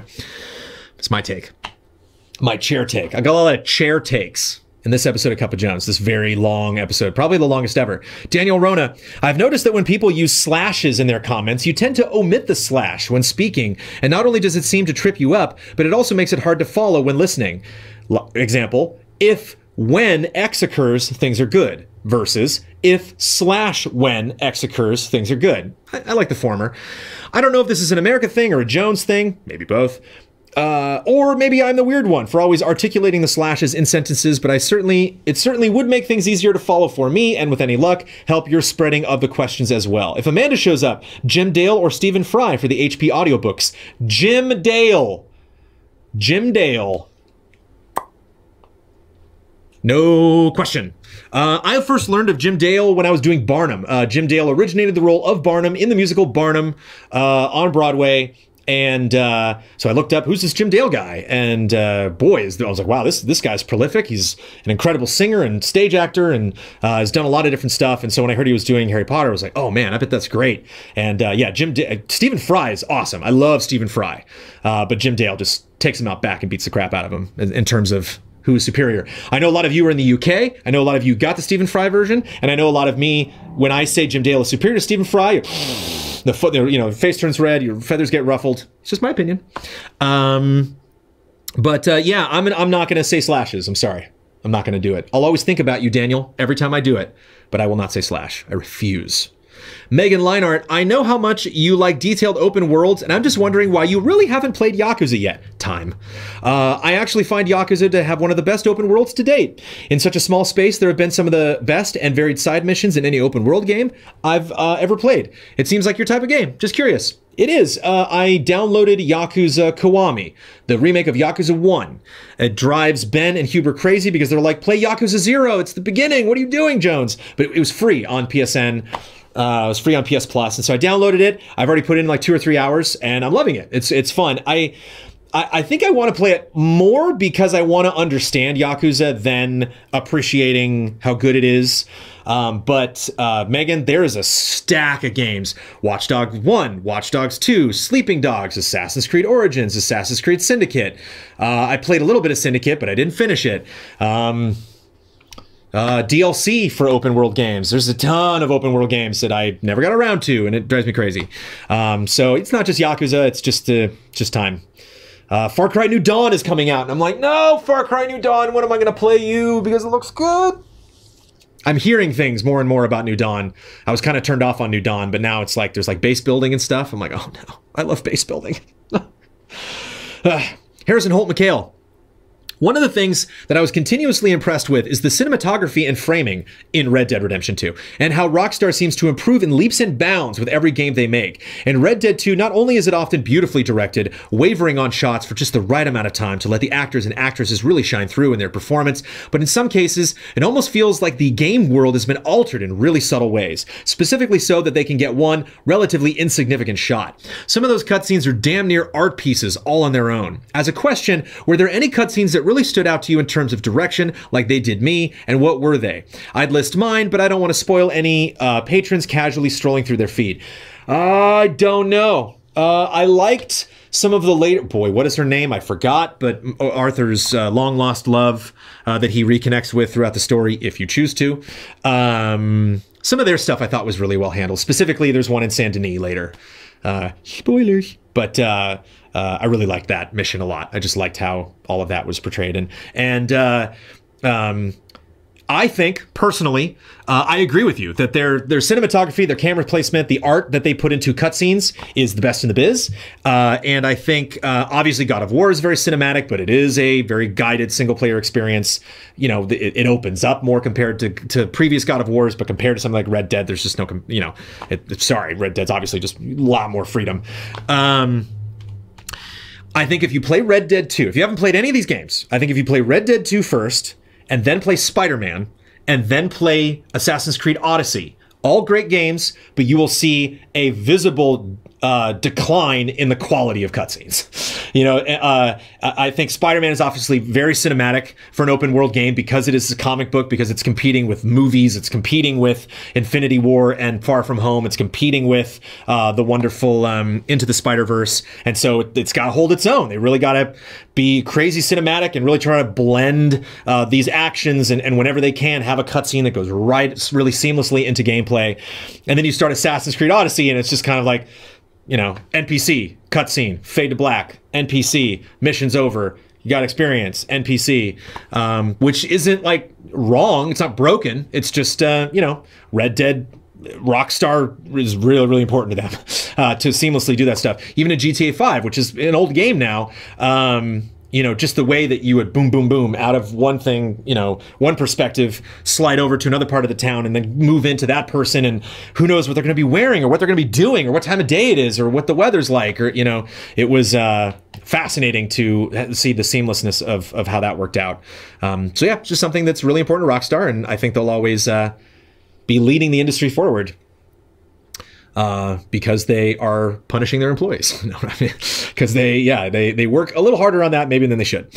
Asbo Zapruder, I was going to ask you a timely and profound question about the new studio, but when I found out about the one-night-only Skittles Broadway musical starring Michael C. Hall, I decided I needed to hear your thoughts about that first.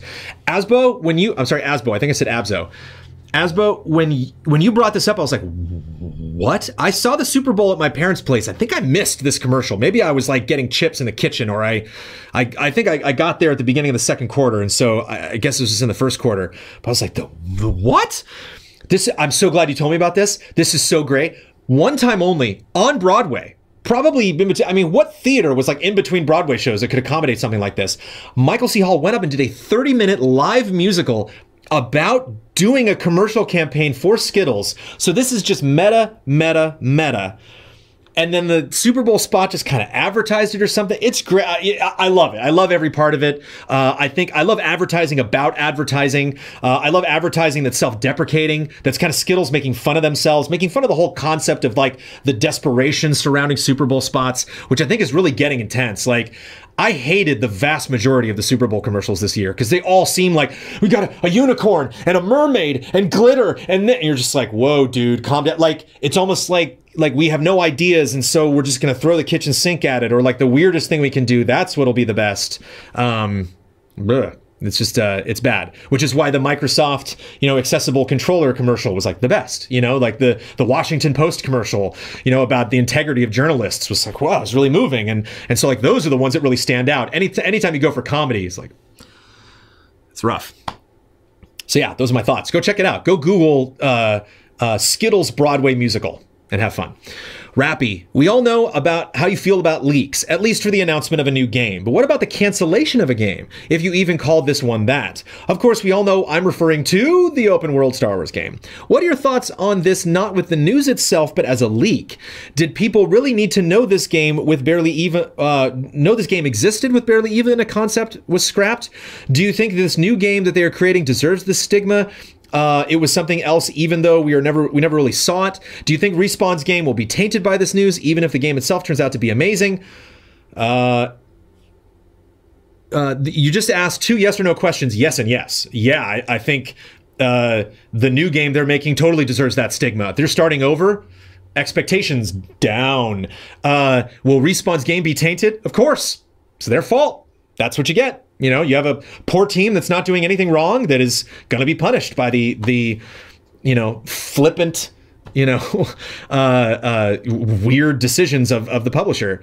And lastly, do you think EA was ever going to officially announce this cancellation? Yeah, probably. I mean, they're like attempting transparency now in their own weird way. Edit for Metroid news. And would it have been better if they did? Simple yes or no's would suffice. The Metroid news, yeah. I mean, I thought Nintendo handled that perfectly. I thought that was great.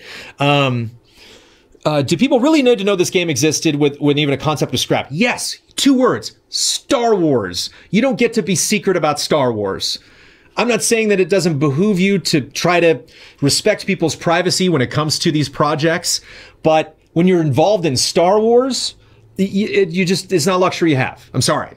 Like the bonus that you're getting and working in one of the most popular, prolific franchises in entertainment is a lot of eyeballs are going to be on you. It's like, you can't be like, yay, a big audience, but don't look at me. You don't get both. I'm sorry. So yeah, I will move on because we're still on page 18. We're pushing 3 hours, everybody. 3 hours, 5 minutes. Christopher Peterson, have you seen the pitch meeting series of videos on YouTube? I have not, but I have now. I had not. It's like the best version of Honest Trailers or CinemaSins made to date.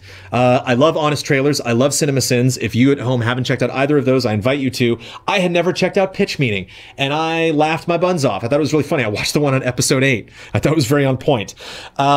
Basically what this is, I don't know the guy's name. It's a guy who does a meeting between a producer and a writer. And the writer tells the producer what they want to do, and the producer, either likes the ideas or not, or offers their own suggestions.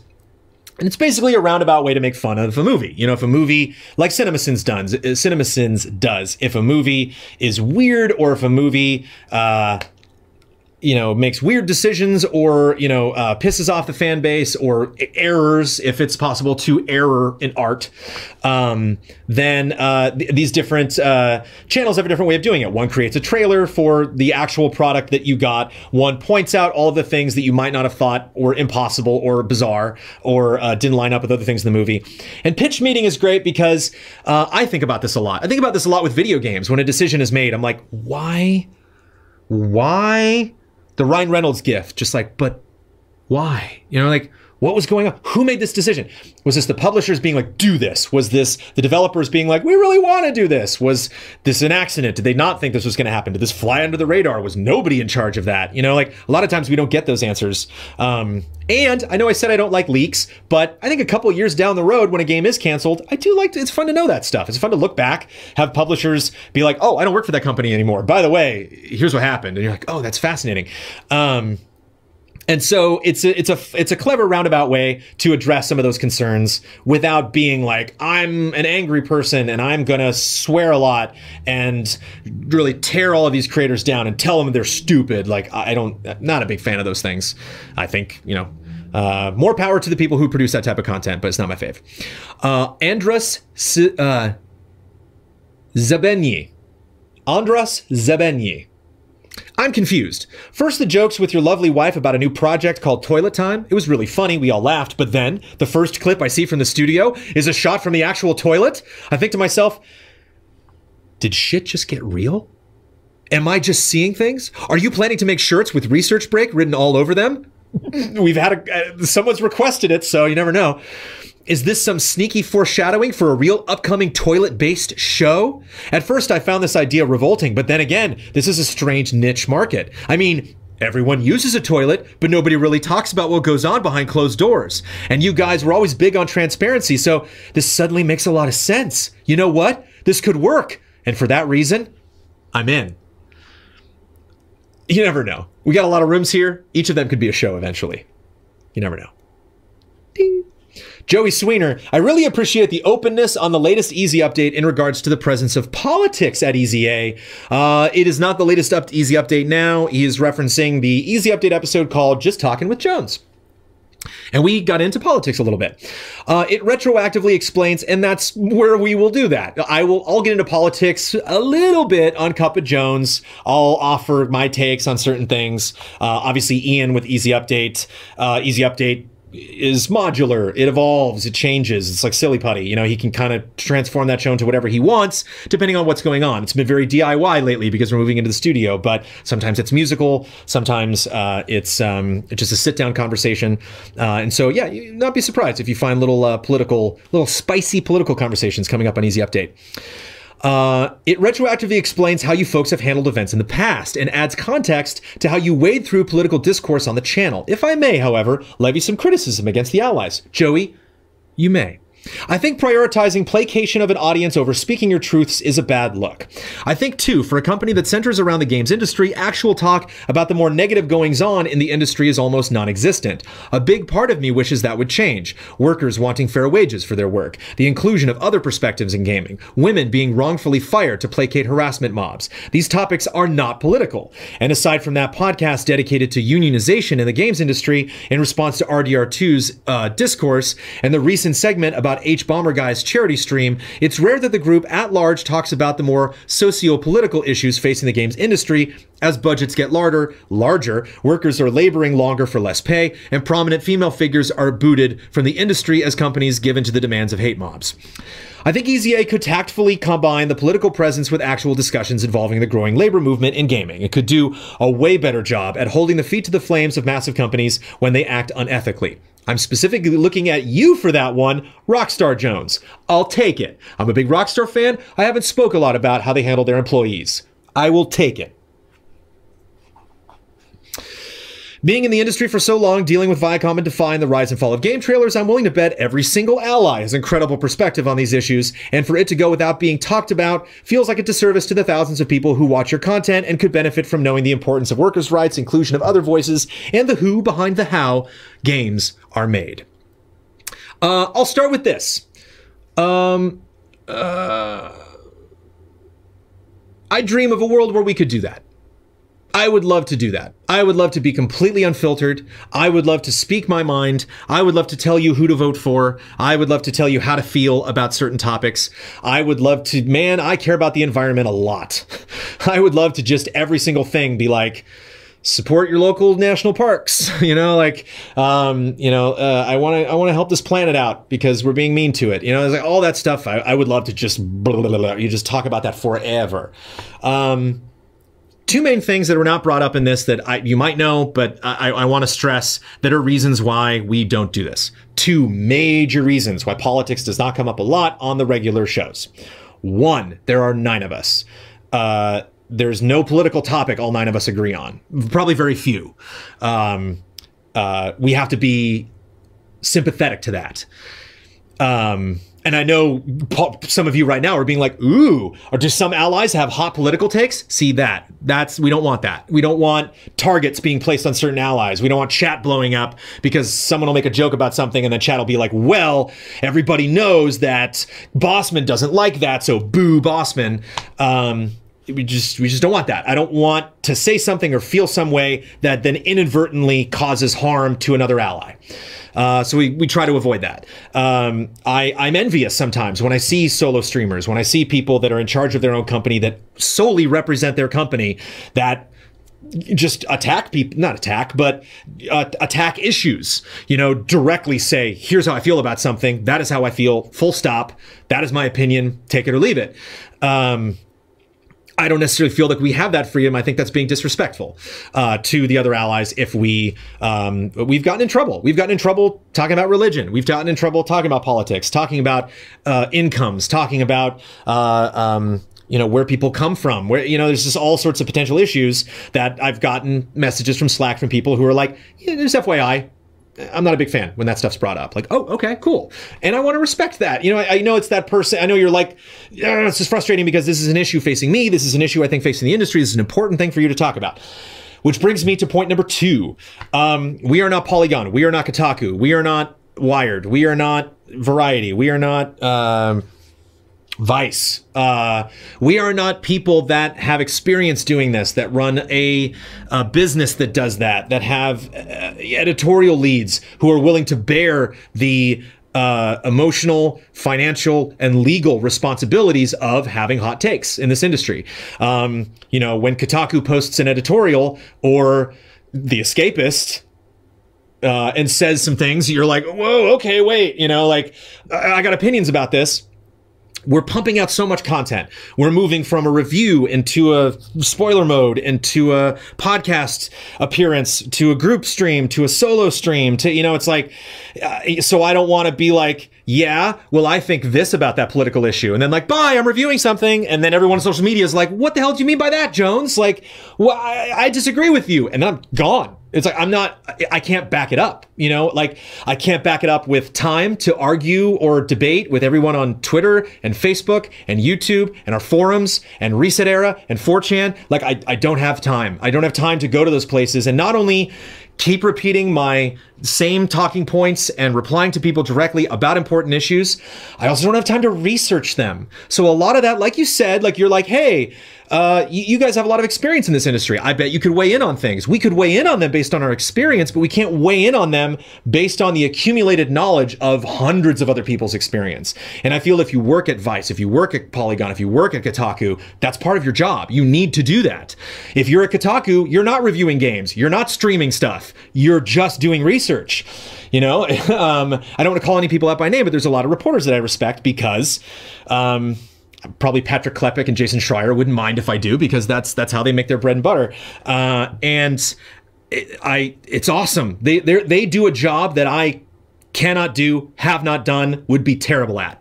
And I think a lot of that is because when they come back at them and somebody replies to a post that they made and they say, well, wait, you wrote this editorial, I disagree for this reason, they can come back with, I was there. I went to Riot Games. I've talked to EA. I've talked to hundreds of people that have been harassed at companies. I can say personally from their experience through me to you that you should possibly reevaluate your opinion or you haven't considered this information. I don't have that information. So I think I'm coming from a real poor place to get up on a soapbox and then kick that soapbox aside and be like, yay, I'm streaming Resident Evil. You know, it's a messy place to be. I think it's irresponsible to make it a big part of our business. That said, Easy Allies grows, Easy Allies changes. Maybe one day we do find it is our place to do that, and then our content changes accordingly. I know a lot of people upon me even just saying that are like, no, you know, so it's tough. We got a lot of cooks in the kitchen, a lot of people that hate the brick wall and the valance of the curtains. Like a lot of people, just despite how we feel about whatever, big issues, small issues, have their just concrete opinions that will not change. I want to be respectful to them and not stir the pot as much as we can. That puts us in the unfortunate position of seeming like we don't care. That puts us in the unfortunate position of seeming like we're not interested in making progress in addressing these issues. Sometimes they do kind of cross that magic line, and that can also be frustrating. Wait, you mentioned that on the podcast, but you didn't mention this? It's not a perfect system. I will own up to it. The buck stops here. If it frustrates you and you want to communicate that, Cup of Jones is the place to do it. Thank you for taking advantage of that, Joey Sweener. Stretch. 7th inning stretch, everybody. Let's take a breath. Okay. Rinder86, was that a surfboard I saw laying in the ceiling joist? It was. There's a surfboard on top of that. 2 surfboards, count them. I haven't surfed on those surfboards in a long, long time. Ibrahim Sozer, I hope you bought a good PC to stream and edit. I think I did. I like it. It's fun so far. Still working on getting the monitor set up because I have some old Mac monitors and I need some adapter cables. One might possibly be waiting on my front doorstep when I get home. I'm very excited because laptop CPUs aren't meant to do that. You're right. My PC that I have now will be so much faster at exporting and rendering things than my laptop. Uploading the podcast to YouTube from a PC will be quicker and less headaches. You are right. Max versus the games. I just realized now that the garage, not to mention my laptop didn't have a hardwire, so I was doing that via Wi-Fi. All my YouTube uploads on my laptop, all my YouTube uploads, every single one for Easy Allies, Wi-Fi. Sorry. But now, got that wired in, I gotta get a router. Maybe I should go buy that after Cup of Jones. Max versus the games. I just realized now that the garage might not be attached to the house. I thought for sure there was a door going straight from the garage to the house. Was I wrong about that? You were wrong about that, Max. Wrong. Shout out, as long as I remember it, to Amanda, who actually answered a lot of these questions for one specific episode on Patreon, which she doesn't usually do. She doesn't usually do. I think she just got really excited because we were showing more of the house than usual, and so she went in there and answered some of these questions. She answered this one. It is separate. It still is. There you go. Alec Church. Now that you're the big 4-0, do you think the beard may make some more appearances? Not if I can help it. Especially now that we're in the studio. I like to be clean. I like to be polished. I think if we bring in more employees and people take more direct responsibility for handling things, and I kind of just do reviews and Cup of Jones, and maybe that's it. Maybe you'll see that beard. There is one time in the future I would like to go nuts. I want to go full Greg Miller. I don't know when or if that's going to happen, but it's something I would like to do. And Alec Church, since we've met and you have a very respectable, thick, masculine beard, something to strive for. Gamer Jerome, since you'll still be using the garage for editing and recording, are you able to deduct your garage space as a business expense? I don't pay separate rent for the garage. So there's not a lot of assets that specifically involve the garage. Internet is basically it, but we also have internet in the house. It's not like the garage gets a different internet. Yeah, I can deduct stuff, but the stuff I deduct would be the same if Easy Allies was in my garage or in the studio. Will that be under the same umbrella as the Easy A company, or does it become a separate personal deduction? Now it's all personal. It's personal. Jordan Elder, does it feel like you're inviting us into your home now more than it did almost 3 years ago? When we saw the garage for the first time, it was already Easy Allies. I think this is a reference to the videos that I made over the past 2 weeks. I think this is the most Jones we've seen in the garage, and somehow it's actually cozier than ever, even with a lack of art or tchotchkes. Is that how it's spelled? Chotskis? I always said tchotchkes. Is it chotskis? The more you know. Yeah, it did. That was weird. That was fun. I was nervous that people were going to be like, snooze, this is not what I want out of Cup of Jones. But we got a lot of good reactions from that, and that was nice. But too bad, I'm not going to be producing stuff like that anymore. I will do, that said, I will do one more video once everything is all nice and pretty. I'll probably roll it into a live episode of Cup of Jones, but I want to do a video once the PC is all set up to be like, hey, look at the PC. But yeah, you probably won't be seeing a lot of those in the future because this was a big, crazy, monumental week that warranted different types of Cup of Jones episodes. Jordan Elder, that was the question I just read. Daniel Ribeiro, can you please name your 3 favorite movies from each genre you can remember? We're almost, I gotta wrap up this episode, Daniel, so that's a big, meaty question. If there's a genre, I'm gonna pick one genre, and if this is not the genre that you liked, then name another genre and I'll give you 3 favorite movies later. But I'm going to pick one genre and I will tell you my 3 favorite films. And that genre is horror. My 3 favorite horror films. My favorite horror film of all time is The Exorcist 3. It's a good one. Go get it. I think it might be still on Amazon Prime. If you are a Prime member and you want to go watch that for free. There are a couple silly moments in The Exorcist, but The Exorcist is so good. There is actually a really good YouTube video. If you search Exorcist 3, I think the first video that pops up on YouTube is a really interesting analysis. It's a little long, drags out a little much, but I would love to do a video, like a reaction shot special feature or something, like where I explain why The Exorcist 3 is so dope. But that's really good. Obviously, Alien is really great, and maybe Candyman. And again, when you use the F word, favorite, to me that's different from best. If you say best, like, yeah, Exorcist 1 is probably better than Exorcist 3. When you say favorite, now you're talking to just, you know, my personal takes. Yeah. Let's see what anyone else has said. The Exorcist 3 is still on Prime, says Cloisterance Vox. There you go. So yeah, there we go. Candyman, because that's score. Dun-dun-dun-dun-dun, dun-dun. Dun, dun, dun. Jordan Peele is remaking Candyman. Good call, Jordan Peele. I want Jordan Peele to remake Candyman. I'm so excited for that. Child's Play was the first horror film I ever saw, but my favorites, yeah, Exorcist 3, Candyman, and what was the other one that I listed? Oh no! Sorry, my 3 favorite horror films are Exorcist 3, Candyman, and Poltergeist. Poltergeist? Poltergeist. There we go. Anthony D'Agostino. You said, this is my PS4, then this is the Easy Allies PS4 because you never bought a PS4? No biggie, just clarify. When I was showing around the studio, I did that. I also called, when in the welcome to the studio video, I say streaming room once when I mentioned studio room. You know, I was out of my mind those couple weeks. What I meant was PS4 Pro. So I own a PS4 Pro. I own a PlayStation 4 that is mine. That is collecting dust. It's sitting up on a shelf. I haven't used it in a long time. With Easy Allies money, I purchased a PlayStation 4 Pro. Many of the allies used their money to buy their PlayStation 4 Pro, so they already have one. I bought one with Easy Allies money that I have been using with the understanding that if any of the allies need to use it for whatever reason, for a review or a stream, they can have it, and then I will return to my regular PlayStation 4. So the conversation has started where should we move that PS4 Pro into the studio? And I might move it if I just use it all the time, but just out of habit. But if somebody said I need that for review or need that for a stream or something like that, I would, again, 8 minutes away, I would drive that over to the studio and they can use it because it is officially Easy Allies property, but I've been using it more than almost exclusively because I used to be HQ and my house at the same time. But yeah, that's what I meant, sorry. Jared Shalista, I know that you are also a big fan of Avatar: The Last Airbender, which is the M. Night Shyamalan film, is also on Amazon Prime, which you should not watch unless you want a good chuckle. I have a few questions. Are you hyped for the new live-action series coming out on Netflix?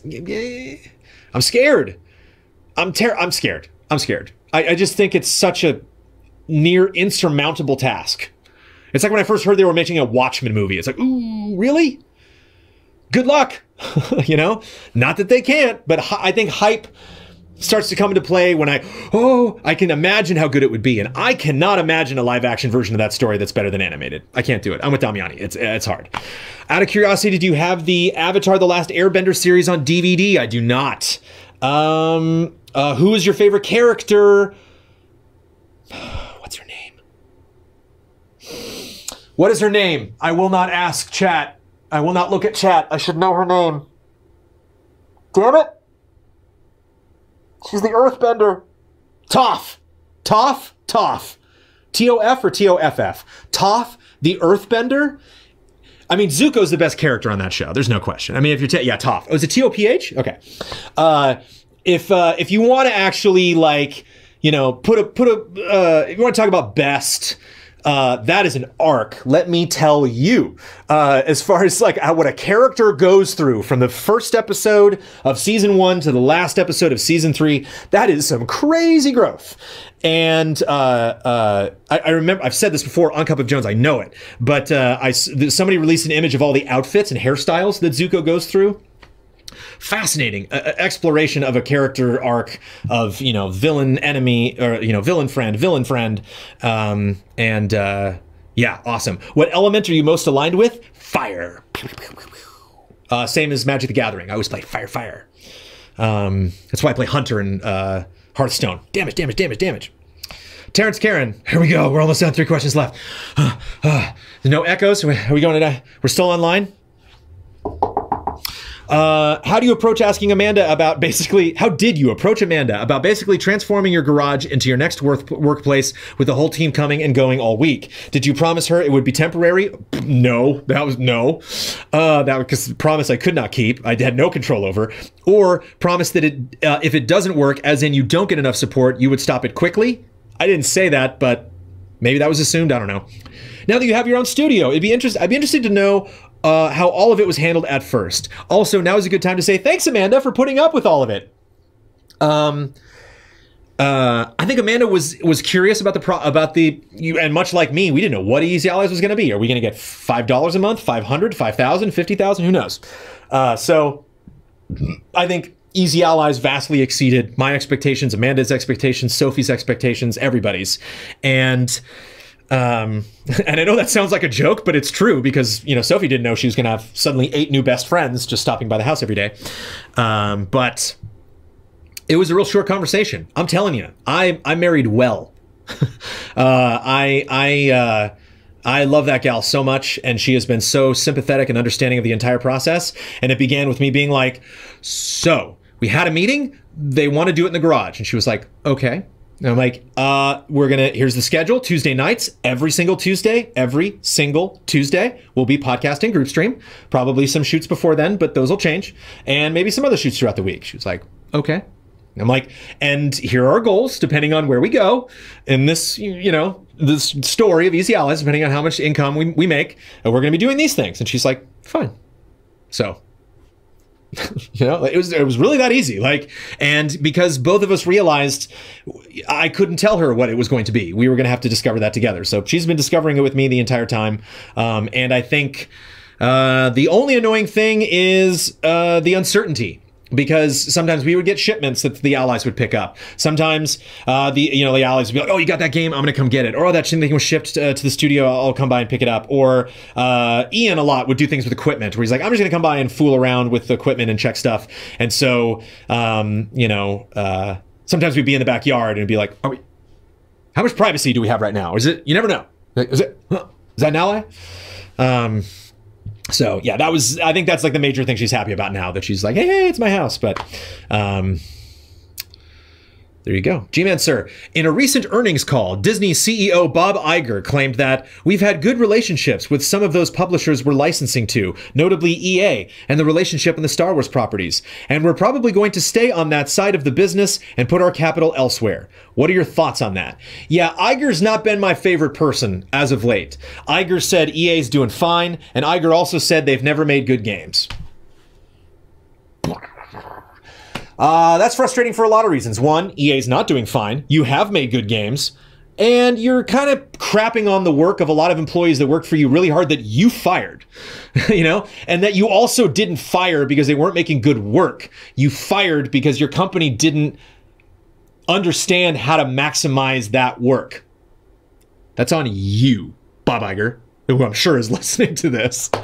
It sucks, man. It sucks that there's so many people on so many levels, from like the exec. I mean, I knew that the top people at Disney Interactive all the way down to the testers of Disney Infinity. Like, I knew so many people that were just just kicked to the curb, whose work is now being repurposed for weird toys that have no interactivity. Like, there's so many insulting things about how Disney has handled their internal businesses. You know, not to mention, it's like, I mean, think about the live action stuff, you know? Like, think about all of the live action movies that they're doing right now. What if Disney's like, I mean, we're not going to make those.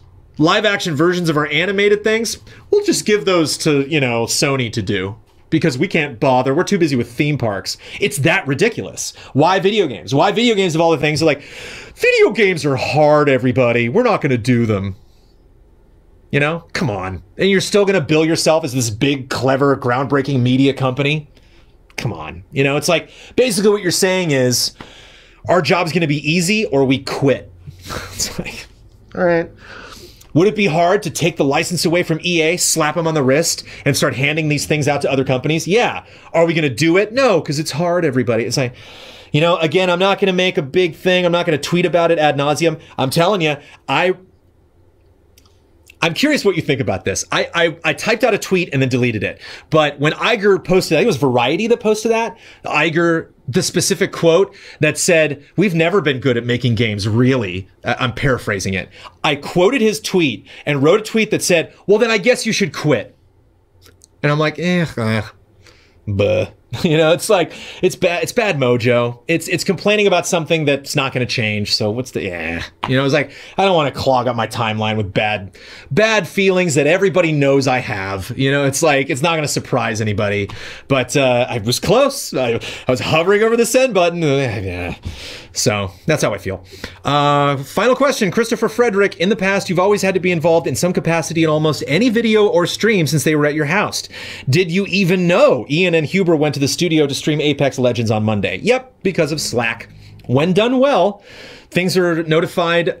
We are notified about things via Slack. We also have a calendar that we had the rule back in the day that not every ally, Huber, followed and was aware of and helped us with, where if it's not in the calendar, it's not happening. So if you didn't put something in the calendar and then just showed up at my house and I'm like, I have friends over, you can't be like, well, bye friends, because I have to shoot my podcast. Be like, no, you should have let me know you were doing this. Sorry, reschedule.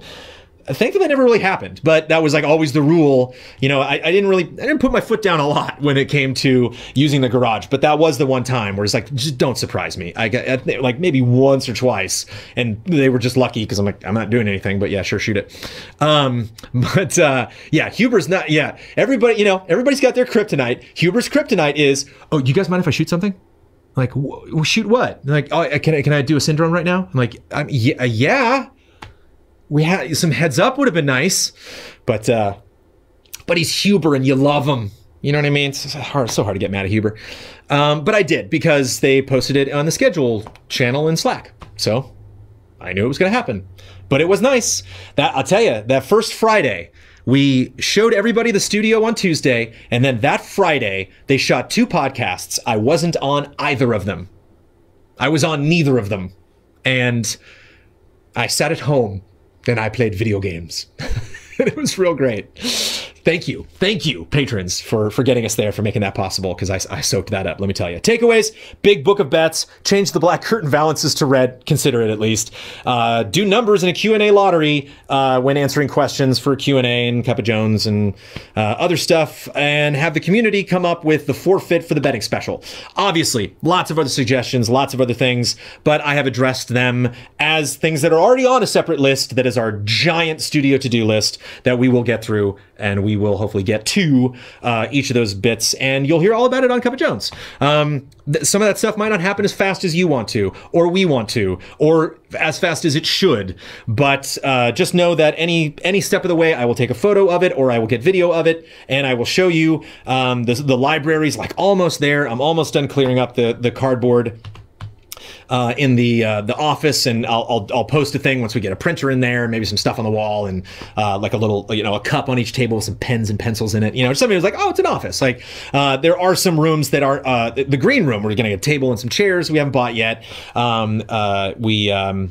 Lots of stuff to do to the studio, and it will be my pleasure to document those via Cup of Jones and on Twitter and Facebook and on the website, as many places as we can to update all of you. But of course, you deserve to hear it first because you are a patron of Easy Allies, and the gratitude, the unworthiness that we have been feeling of doing the work that we have done in the space, considering that there are still hiccups, there are still workarounds that we have to do, even though our process has changed for the better in so many ways.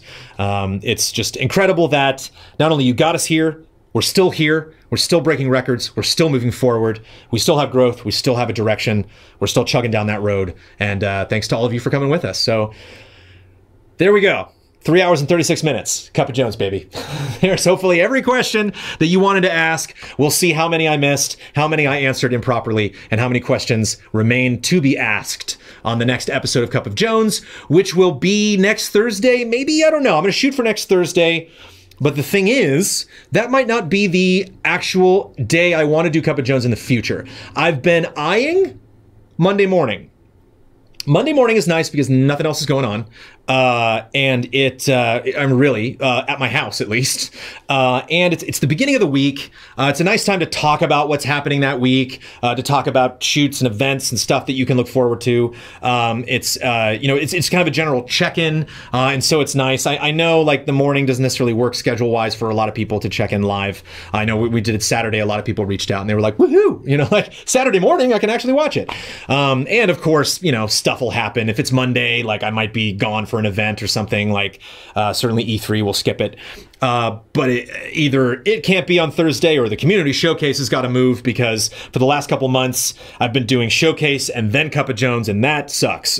So I want to either move showcase or move Cup of Jones, and because a lot of stuff will be changing in how Cup of Jones operates, it's a good time to reconsider what day of the week the show goes live.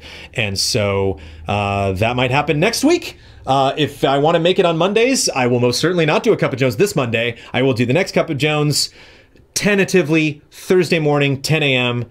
Pacific time, right here, patreon.com/easyallies, and we'll hopefully be in the new garage, barring any technical issues, and we'll have much more information on visually how Cup of Jones will look, when you can plan on the next episode in the schedule, and what is going to happen in the future of Easy Allies, because this is a fun place to pass along that information and talk about it, get your feedback, and discuss it as a group of investors in this grand enterprise that has had a very, very big couple of weeks, a very big month in January, and you're the best. I'm so happy. It's, I wanted to be in the garage, but this ain't bad if we have to do this. If I'm remodeling the garage, or if, I don't know, if something happens, I got to figure out doing Cup of Jones on a day when the gardeners don't show up, because that would be hilarious. If the first Cup of Jones, the leaf blower goes and chat's like, Jones, we talked about this. Like, you had the choice to avoid, you had the chance to avoid this. I got to talk to those gardeners and make sure we plan our lives things on separate days. Yeah, I'll be back next week. We'll talk about this more. Sorry if the sound was weird today, but more will be weird for Cup of Jones until we get into a nice groove again. And all of you are the best. Thanks for everything. Cheers. Take care, everybody.